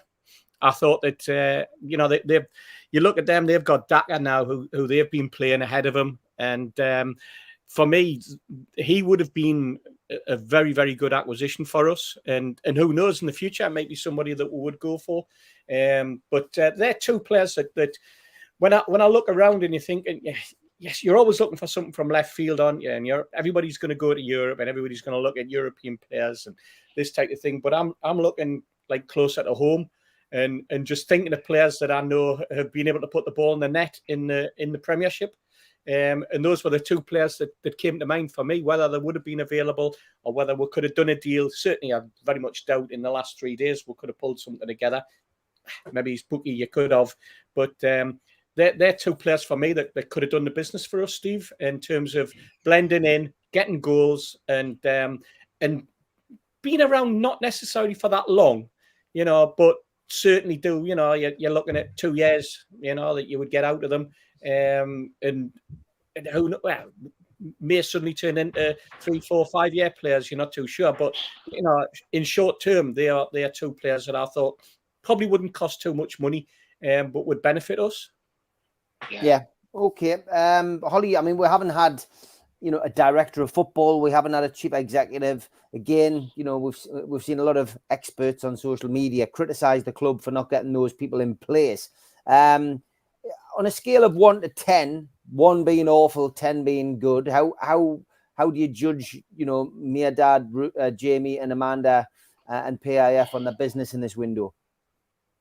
I think I'd have to give them at least an 8 or a 9. Would be a 10 if we got that striker in, and if we do by midnight, then I'll give them a 10 because they did get a lot of criticism. I can understand why people were nervous because obviously the likes of Amanda and Mia Dad didn't really have a great deal of footballing experience as such. They've never been owners of a football club before, but it is difficult to recruit the right director of football, and you don't want to make a mistake with those type of appointments because you can get someone in who's ultimately just interested in the money, don't really care if the club get fleeced, and you want someone to come in that really understands the club, gets the area and has the best interest in Newcastle and can sell the club well as well. So I think that's more of an appointment to make when it's not as much of a panic and a rush, maybe in the summer rather than the January. But I think for this window, all of the owners collectively have done very, very well. Yeah, same question to you, Joe. On a scale of 1 to 10. Yeah, I've been mightily impressed, Steve. I mean, one of the things that was always levelled at us, or one of the things that the world was saying is we must get a director of football, we must get a sporting director, we must get football people in the club. Dare I say, one of the many failures of the last regime was that there never appeared to be anybody with half an ounce of a football brain around the place. So you're always kind of thinking in the back of your mind, business people, absolutely no one on earth is going to question the business acumen, particularly of PIF and PCP and Jamie Rubin for that matter. But you're always wondering about footballing knowledge. Well, I don't know who is advising them. I don't know, who they're working with. But I tell you what, they're doing a fantastic job to sign people like Bruno, Kieran Trippier. I wonder if they're listening to the manager for once. We've actually got owners that are willing to listen to the manager and not just go out and sign who they think will do a job or make us profit in the future. So, yeah, I've been mightily impressed. And I think one of the big things that I'm really, really impressed with, and long may it continue, is the communication. The guys have even been on Twitter today welcoming footballers to the club. They were wishing us Merry Christmas. They've really kind of, kind of getting into our heartstrings, if you like, and long may that continue. So yeah, I'm mightily impressed. I think if they're willing to sign the checks, obviously whoever, if that's the chairman or whoever's kind of sanctioning these deals and particularly sanctioning the wages, fantastic. Long may that continue. So yeah, absolutely solid 8 or 9 for me. Yeah, Donald, they've only been here since the 7th of October. Have they done well? Definitely. I mean, 7th of October, that's really not an ideal date to take over a football club, is it? You're sort of 2-3 months before the end of a transfer window. The summer transfer window is well past. I mean, as I think I said to you in one of the events, they've been firefighting in terms of keeping the club up, looking at who they're going to bring in terms of manager after getting rid of Bruce. And they are a class act. And I'll say they are a class act altogether. How they've engaged with the fans, embraced the community, and for me, a definite solid 8 from me as to how they've done. And they care about us. They've got respect for the fans, which is another big thing, and that can only be good. And I hope that they do take our club to that level where it belongs. Yeah. Okay, Steve, same question to you, mate. Just about the owners. I mean, they brought in Hammond at the start of the window, just briefly to run the eye over their transfer plans. I think what's impressed me is the fact that they've worked with Howe and Tyndall. And like I said earlier, when I jumped on with Pete and Chris, that, those are the people who have to coach the players. And that's great to see them, working hand in hand with the people who are ultimately going to have to work with these players in the dressing room, at the training ground, etc. That's right. They're obviously listening, aren't they? They're obviously taking the heed of what they're hearing from Jason Tyndall and Eddie Howe in terms of their plan. I mean, they came in with the plan. I think it'd be fair to say that when they got the club, it came as a bit of a surprise for them, and we've talked about it on a number of occasions now. It landed on their desk, and I honestly think they were taken by surprise. I think in terms of the timing, it was very, very short notice. We all know that they had various ideas in terms of Rafa, which the main plan that went out of the window when Rafa took the job in June, July, when he thought the takeover wasn't going to happen.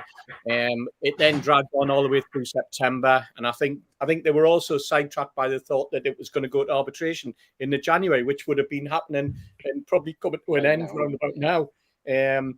In terms of where we would have been, and can you imagine if the arbitration happened and it landed and right in the middle of the transfer window, we wouldn't have any of these players. That would have, there was no way they would have been able to get these players, and we would have been dead and buried by then.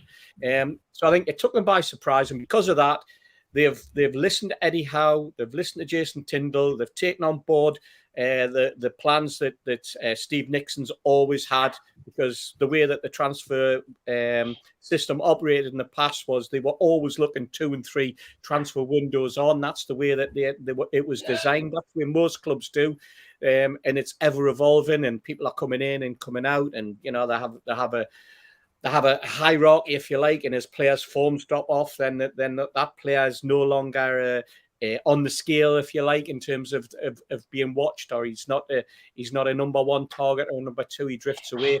So I think they've taken all of that on board, and then they've just said, well, we'll concentrate on the money side, we'll concentrate on the business, we'll concentrate on what we're good at. You've identified the players, and then obviously it's up to you as well as us to be able to sell that player sell the club to that player. That's what they've done. So they've got to be commended for that. There's an awful long way for them to go. I mean, this is just the first transfer window that they've had the opportunity of. And in true Strictly Come Dancing style, I would say 7 is what I would give them. I love it. Fantastic, mate. Fantastic. Al-Walid, good evening. Good evening, all. Good evening. Good to see you, mate. Good to see you. Great to chat to you earlier on your Twitter space and speak to a few of your friends in Saudi Arabia. How has this transfer window gone down in Saudi Arabia? Are people happy? Actually, after you left, Steve, the the one who speaks after you, they really like what they hear about from you. They also support you, and they are also satisfied. Most of them actually, and there is big majority as well. They think also that we need also a striker, a goal scorer, because Wilson is away and Chris Wood still new. We need someone beside him. And actually, usually this time of year, a transfer window, usually for me, it's enjoyable time, having fun. But this time is different. This time is serious because we are really getting some players for Newcastle. So yeah, I missed that. It was for fun, because we always, it's like try to know all the information about other club, who is getting who, and some jokes and stuff. But now it's serious, and actually I kind of a bit relieved that and I know if you can correct me, but we hear that Betty Greaves in some spaces a few minutes ago, he said there is 3 players or 3 or 2 signings for Newcastle. I can't see who, but we are gonna hear something in coming 2 hours, and please tell me if this is true. Yeah, I mean, look, we're seeing a lot of people saying that there's still, business to be done. Liam Kennedy has said that the word that he has had in the last hour is that the Newcastle are still actively chasing some players. Pete Graves has come out and said it on Sky. He's busy presenting on Sky at the moment that Newcastle are still chasing potential signings. So 2 hours to go now. We will just have to wait and see whether Newcastle can get anybody else across the line. Yeah, it's interesting to see Newcastle being linked with another centre half. I think they're strong in that area at this moment in time. I think the back four's been improved. I would like to see a striker come in. I've got to be honest. That's really what I'm looking at. Newcastle doing some business in, and Lingard, Life Goals has put this up. I'm not sure what your source is, but it says Lingard final bid supposedly 5 million plus 6 million. We shall see. I mean, I'd be very surprised if that Lingard deal goes ahead, but never say never in the transfer window. Goalkeepers, Holly, is something which we've discussed on this show. We were linked very early today with Dean Henderson. I mean, are you surprised that didn't go through? I mean, We've also seen in recent games that Newcastle have had not 1 but 2 goalkeeping substitutes down, which I think we all knew that Dubravka's injury was serious. He's come back in, he's performed well. Maybe he's not quite the same Dubravka who played before the injury. But there's certainly an air of caution on behalf of Eddie Howe and his management team. Were you surprised to see that deal not progress? Yeah, I would like to have seen Henderson come in, because I think that he would have been a fantastic option to have within the side, making it more competitive for Martin Dubravka as well, because he constantly has that number 1 spot secured. Because if you look at it, Carl Darlow and Freddie Woodman, in my opinion, aren't good enough. I think they've both had spells in the side, didn't do very well, and Martin Dubravka's obviously had that injury, came back. He's still better than those 2 players, in my opinion, but he has struggled a little bit more than his greatest form, I think it's fair to say. So I would like to have seen him. Yes, we do have more than enough goalkeepers, especially on the bench in most games, but certainly it is a little bit disappointing, but I'm not too worried, because I think we'll be fine up until the end of the season. If Dubravka does get another injury, which I'm praying he doesn't, Darlow should be able to cut it to keep us up, and then I think in the summer you can worry about bringing in an extra goalkeeper. Okay, 2 hours left. Well, 1 hour 59 seconds as Shay Gibbon joins the panel on Sky Sports News, smiling as much as Newcastle fans are as well, which is great to see. Joe, goalkeeper situation, is that something you would like to have seen change? I mean, Woodman's now gone on loan. He's now gone to Bournemouth. Very happy about that as well. He is, but does that leave us weaker in that department? Would you like to have seen somebody come in? Yeah, I was just wondering what Shay's doing tomorrow, Steve. Actually, looking at him there, he looks in decent nick, doesn't he? He always looks smart as a dart as well. Absolutely. Not as smart as some like, but he looks all right. I think it's interesting. It's an interesting one. I think going into the season, if you think about Martin Dubravka, he was absolutely solid last season. We looked like we had a top goalkeeper. Take the injuries out. Carl Darlow never really let us down. And we were all waiting to see Freddie Woodman because we'd heard such great things about him. You know, he was pulling up trees in the Championship. And actually we thought, you know what? It's the one position that we really, really don't have to worry about. Obviously, Dubravka gets injured. Darlow looked really, really shaky on occasions and was culpable for a couple of really important goals. Woodman came in, and again, you know, you were kind of hiding behind your hands, just waiting for something to go wrong, unfortunately, for the lad. So we've gone from a position where we really, really didn't have to worry about goalkeepers to all of a sudden, actually, yeah, maybe we do need one. Would I think it's a priority at this minute in time? Probably not, particularly when you're talking about could we concentrate on the other end of the pitch. I'd much rather see us buy forward players at the moment than buy a goalkeeper. Like Holly's just said, let's just cross our fingers that Dubravka sees the rest of the season out. And maybe it's something that they'll explore further, you know, in the summer. But for me, would I sign a goalkeeper in January? Would I sign one tonight? Probably not. Okay, Steve, what about you? No, I'm the same as Joe. I wouldn't be saying a goalkeeper. I'd stick with the three what we've got. Woodman's been sent down to Bournemouth on loan. I think that's fine. It wasn't a priority position for me. I'm looking at the squad that we've got, and I'm thinking, you know, was goalkeeper an important position? Important only in so much as over the last couple of months we've had two goalkeepers that have been injured. You know, Darlow. It's unusual to have goalkeepers injured, although in recent times we've seen more and more goalkeepers get injured. There used to be a time when, like you mentioned, Shea Given there, you know, Shea would play 150 odd games on the trot. You know, it's sort of consecutive. Now all of a sudden you're hearing a goalkeeper's getting injured. Is it the style of play?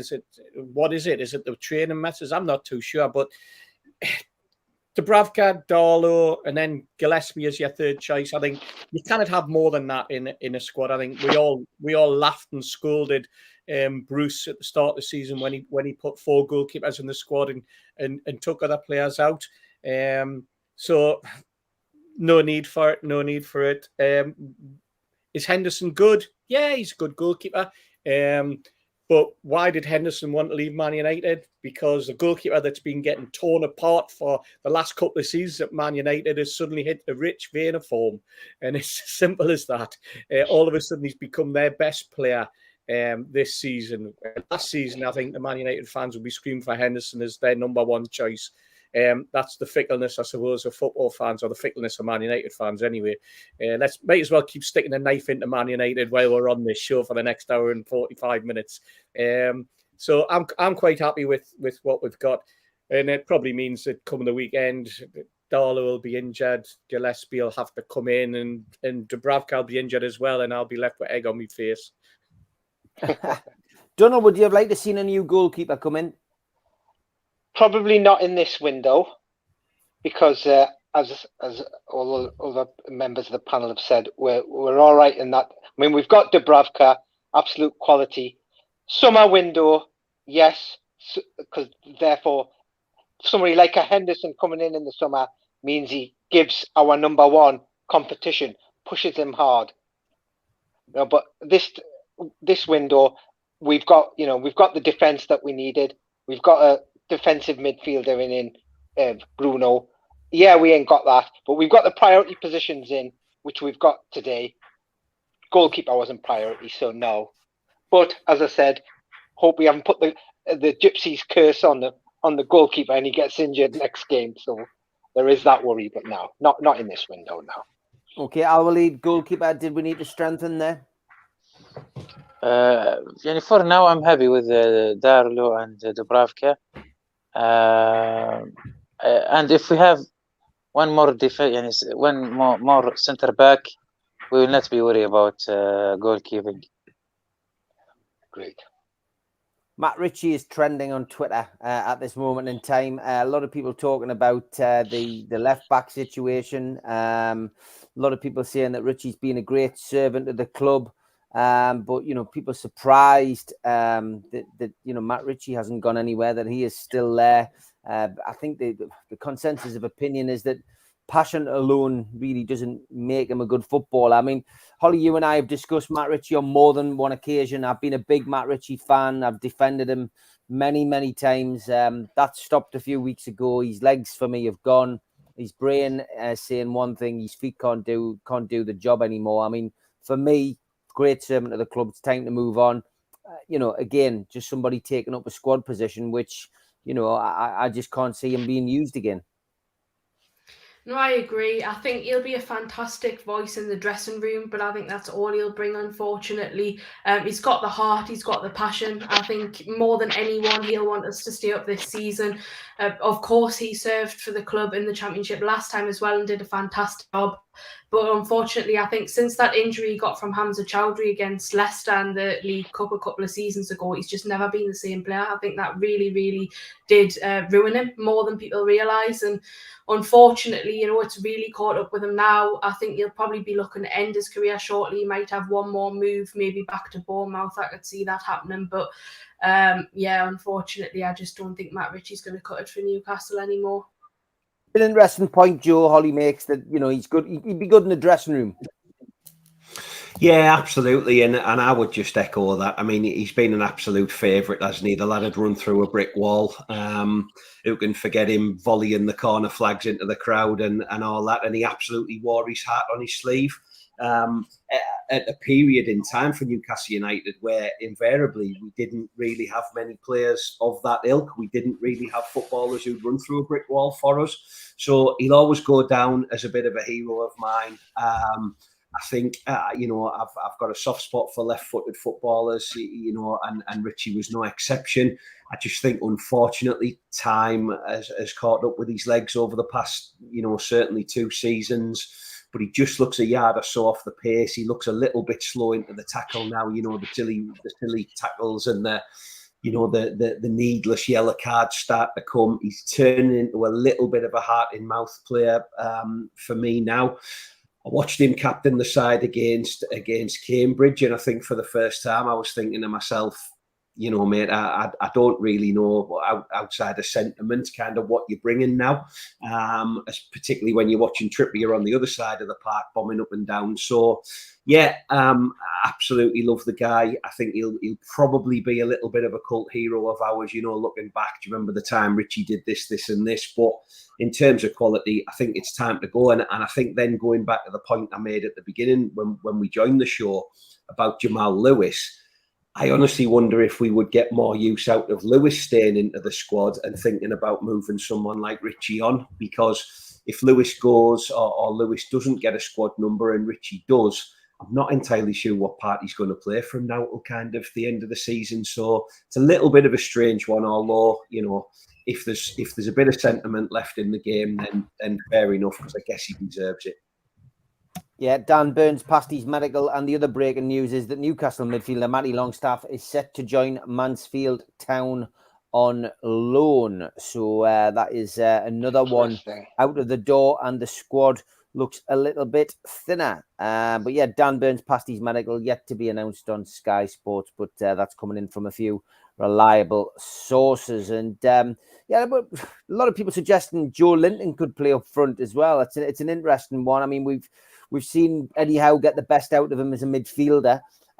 Could he be pushed back up front as an emergency striker if needed? And could Eddie Howe get the best out of him with the new players around him? Look, it's a possibility. It's worth thinking about. Steve, is that something that we could look at if needs be, or would him and Wood be too similar? Might have to. Simple as that. Might have to. You look at the midfield. I mean, we're swamping in midfield players. If you look at a 25-man squad that looks like he's going to name, we've got Hayden in there who's out injured. So there's a space for me. We've only got the 2 strikers in Wilson and Wood. We've got Almiron who couldn't hit a barn door at 5 paces. We've got St. Maximum who, let's face it, we're top goal scorer. I presume he is. He must be by now. But the number of times that he's been in goal scoring opportunities and hasn't lifted his head up, the number of times other people are in, I get frustrated with him. I think he's a class act, an absolute class act. But the goals come. can finish. But it's just like that, lifting that head up, that one extra trick that annoys us, that upsets us. And I don't think we can afford to have that at times, you know, and that's the frustration, and that's where it builds up. But I look at the rest of the squad and I'm thinking, be perfectly honest, why is Hayden there, for example? You know, why is Kraft there? Why is Richie there? Richie, for me, should have gone 2 seasons ago. I don't think he brings anything to the team. Somebody put up there that he's a left winger. Well, he's a left winger who cannot run. He's a left winger who, let's face it, hasn't crossed a decent ball for God knows how long. That's the concern that I have when I look at the squad, I suppose. But we could end up having to play Joe Linton up front, because when you look at the rest of the midfield and the 10 of them that you've got Bruno there, who you've just spent 30 odd million for, that, you know, he's going to be guaranteed a place. And then you've got Willock is alongside him, or have you got Shelby slotting in there as well? You've got Murphy. Murphy's an enigma. What's Murphy bringing to the squad at the moment, other than substitute appearances, and one good game in 5? And you know, these are the people who are in danger. You've got Gale, who's nowhere near the squad anymore, and it's just going to sit there. And I look in the back four, or the centre backs. We've got 4. There was a time when out of that squad, out of the 4 centre backs that we had, well, at one point we had 6, and even then, most of them were on the injuries. You know, I mean, you've got Fernandez and Lascelles, who are not exactly the most fittest, often out injured, and you've got Shaw, who's often out injured. And again, rather like the goalkeeping situation, you have other clubs where centre backs play week in, week out continuously and never seem to get injured. And yet we have them pulling up with muscle injuries, and we have them pulling up with knee injuries and calf strains, and, you know, all that type of thing. And I'm wondering whether we're strong enough at the back, and whether we're too focused on the centre and midfield in terms of the squad, and that's why we're lacking a striker. And they're the concerns I have, Steve, when I look at the squad. If anything, all quality players, all can do it on their day. The hard part for Eddie Howe is being able to blend that squad and finding his first 11, and whether or not he can then stick with that first 11 and get the best out of them. Yeah, it's interesting, Donald. I mean, yeah, Joe Linton he's certainly turned his career around at Newcastle with the help of Eddie Howe and Jason Tyndall, and become an integral part of the team in recent weeks. But, you know, would all that good work be damaged if he got pushed back up front as an emergency striker again? Well, say it's a risk, but, you know, if we don't manage to get a forward in the next hour or so, then it's a risk we're going to have to actually run with. Because obviously, Gale is nowhere near the squad. We've only got Wood as one fit striker. Callum Wilson will take his time to get back in the groove again in terms of match fitness. So, unfortunately, it's a risk we're going to have to take. But I think he should have gained enough confidence from his stint as the central midfielder that, yeah, okay, I can play. You know, he could have found a new lease of life and maybe prove us all wrong and go on a bit of a spree. Who knows? But it's a risk. I will say that. Definitely a risk. Derek Sharp announcing something there as well. Elliot Anderson joining Bristol Rovers. So that's another one out of the door. Yeah, I mean, Joe Linton, Al-Walid, he's, somebody who is, he's played better in the last few weeks, but I don't think that's the answer up front, is it? Of course, we can use him in the front, but it's not like a plan B, or maybe less choice. And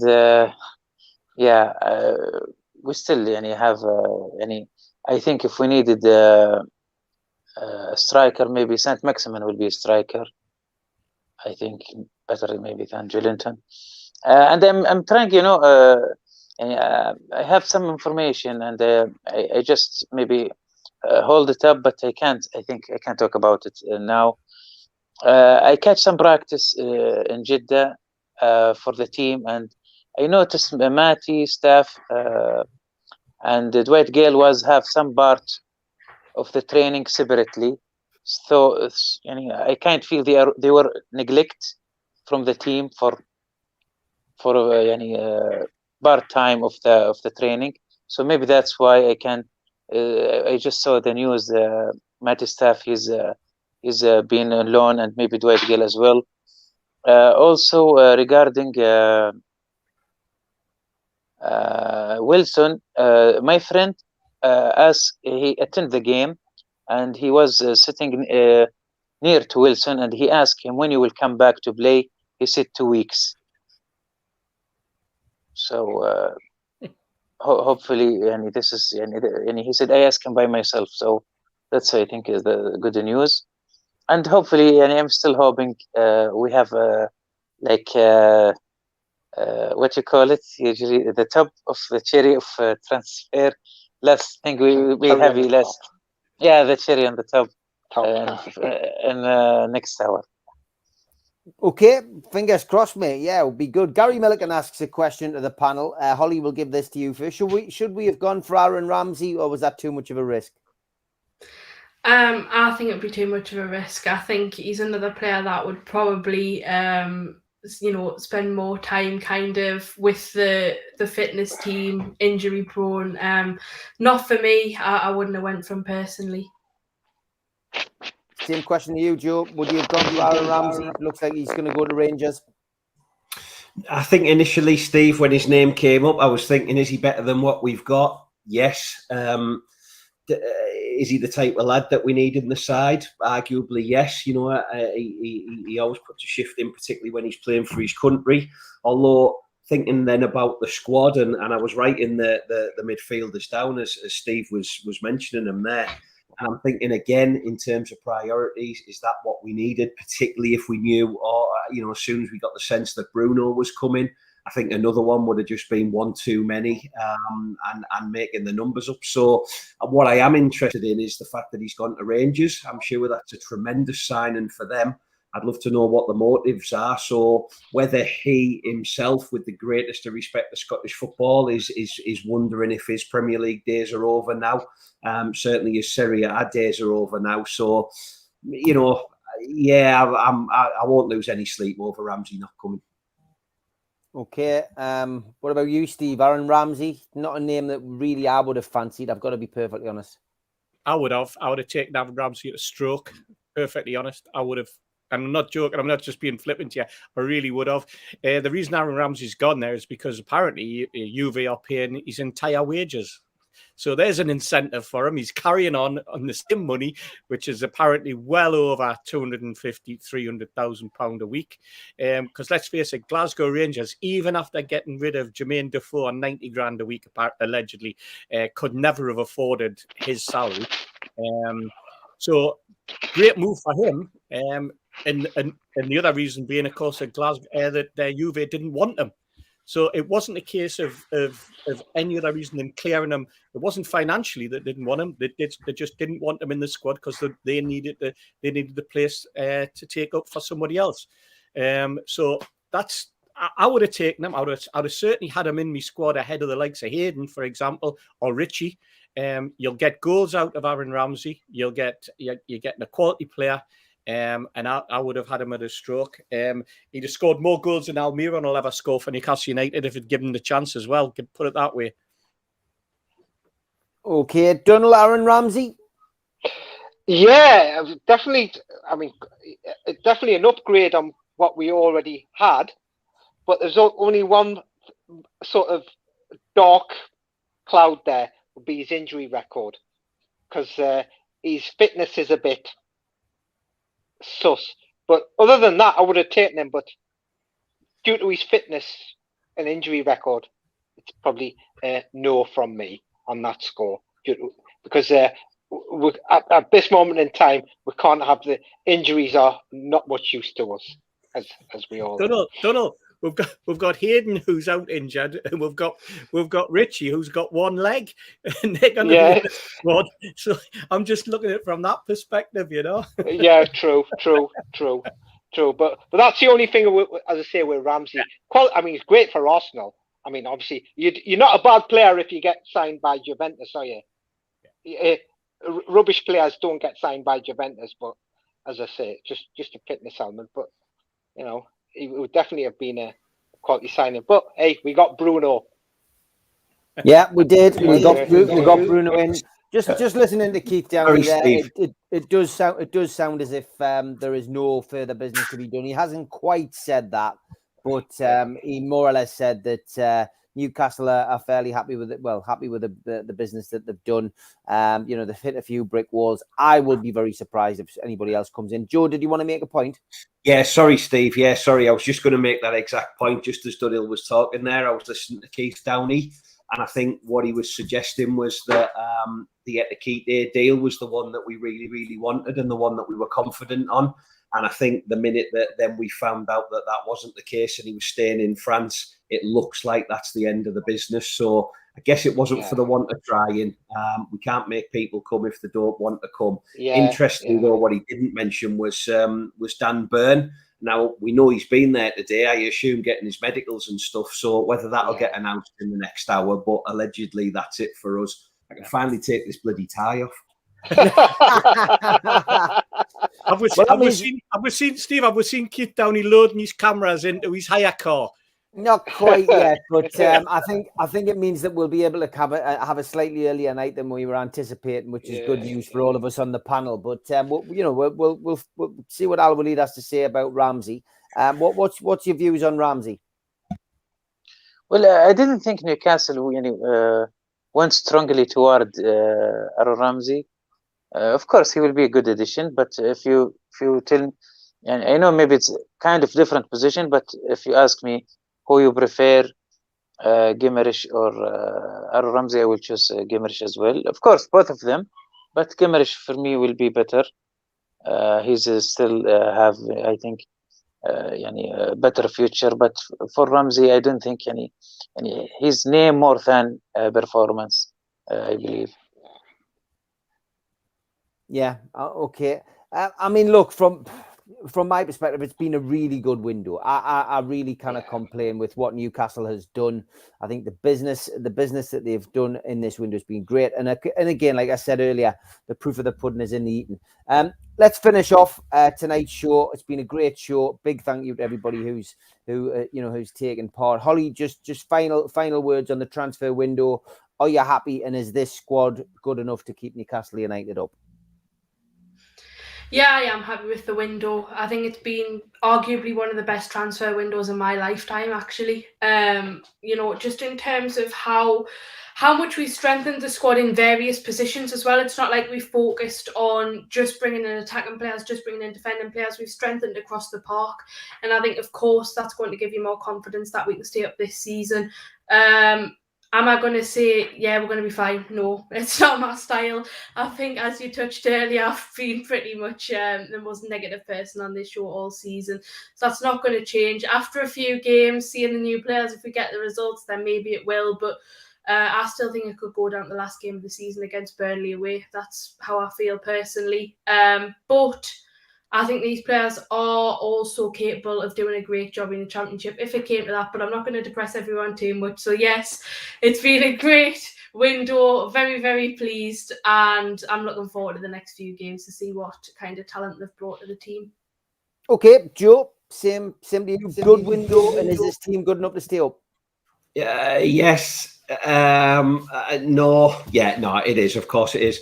I think that impetus. I think there's something not only about signing footballers, but actually just giving that boost to the whole place. And I think when you're turning up for training and you're looking round, wondering, kind of where the next bit of magic's coming from, and then you glance across and you've got a Brazilian international and you've got an England captain, and suddenly things start to look better. And let's be honest. What have Norwich City done today? What have Watford done today? What have the only thing Burnley have achieved, apart from the dodgy fella, up front, is that we signed their best player. So we've got to be happy with the window. Listen, Newcastle United have just spent £100 million, and I think if we wake up tomorrow and if we never win another corner for the rest of the season, we've just spent £100 million in a transfer window. So. yeah, let's give it a go now. We've got the tools. I'm sure Howe can get a tune. If we can bring Chris Wood into it in terms of getting him in the centre of that 6-yard box, as I mentioned earlier, and sticking the ball in the net, then let's bring it on. Hopefully Al Walid's right and Wilson's not too far away, and we'll comfortably finish 6th or 7th maybe. But there you go. Yeah, bring it on and bring on the summer, because I can't wait to do this again in the summer when we're spending 200-300 million. Steve Hasty, good window. Are you happy? And can we stay up? I would have been happier if we'd bought a striker, someone who could put the ball in the back of the net. Having said that, one of our biggest problems all season has been we can't hold on to a lead.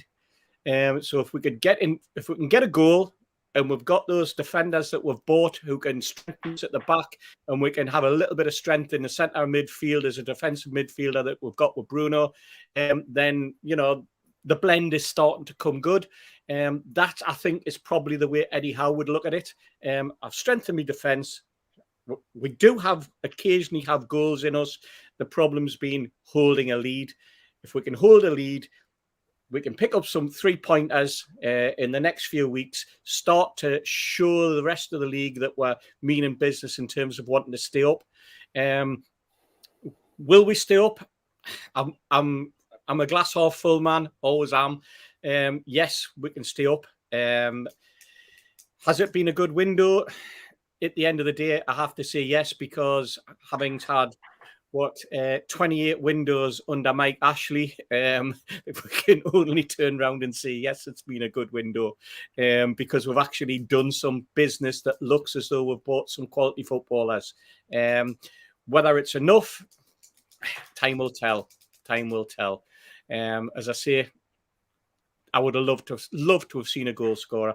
That's when, you know what, I think maybe that's what Amanda and Mia Dad would look at and say if they were disappointed, it was that they haven't managed to get Eddie Howe a striker. They haven't managed to get him another goal scorer. But they've been away. They've spent some time together. The squad has got a little bit more ambition behind it in terms of the new players that come in. And it's up to those players that have been there for the last couple of seasons to show how good they are and to blend in and to make sure that we're still up. That's what I paid for, because if they don't, come September, they'll not be playing for Newcastle United. Okay, Donald, what about you? Oh, you know, as I say, considering how the 28 transfer windows have been under you know who, you know, great. Fair enough.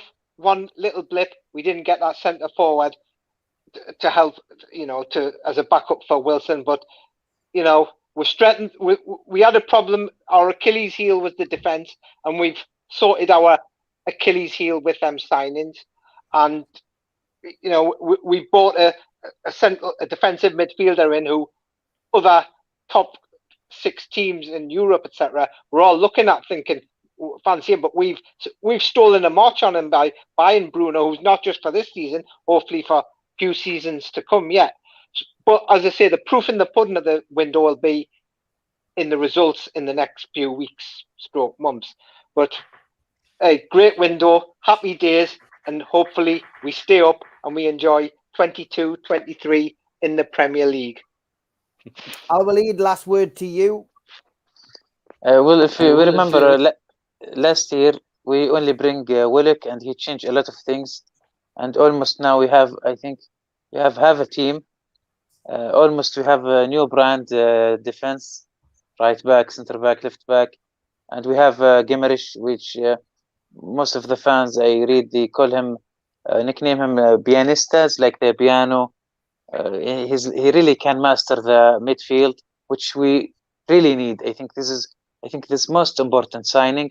We need someone really to manage the midfield, and it's going to be Guimaraes. And we have Chris Wood as a good striker, So of course I'm happy, but I'm still. I don't know why you are in a hurry. I think we still have 1 hour and 30 minutes. Who knows? You're optimistic, but many of the journalists who we respect on the timeline say that Newcastle's business is done apart from Dan Burn. So we will take them at their word. But it's a nice quote that we'll finish with from Sven Botman on Romano's Twitter feed. A direct quote from the man himself. AC Milan and Newcastle both being after him in this transfer window. It's not going to happen tonight. However, he does say that everyone says about Newcastle, it's all about money, but it's a very nice project. If you look at where Manchester City and Paris Saint-Germain started, I think it would be very nice too. We'll leave the final words of this transfer window to Sven Botman and have us all dreaming of a potential marquee signing in the summer. But thanks to everybody for joining us tonight. It's been a long shift. Thanks to Chris and Pete for starting us off. Thanks to Holly. Thanks to Joe, to Steve Hasty, Donald, Al-Walid, Stu Penman and Mitch for joining us, and all of those callers who joined the fans forum earlier on. From us, it is a happy panel, I think, and it's good night. God bless. We wish you well. Take care. Night, everyone. Hey, good guys. night. Good night. Thanks to all our sponsors. Spider VPN for all your internet security. Google Spider VPN. They come up at the top of the Google search list. They are the boys to trust and will protect your computer from unwanted bugs.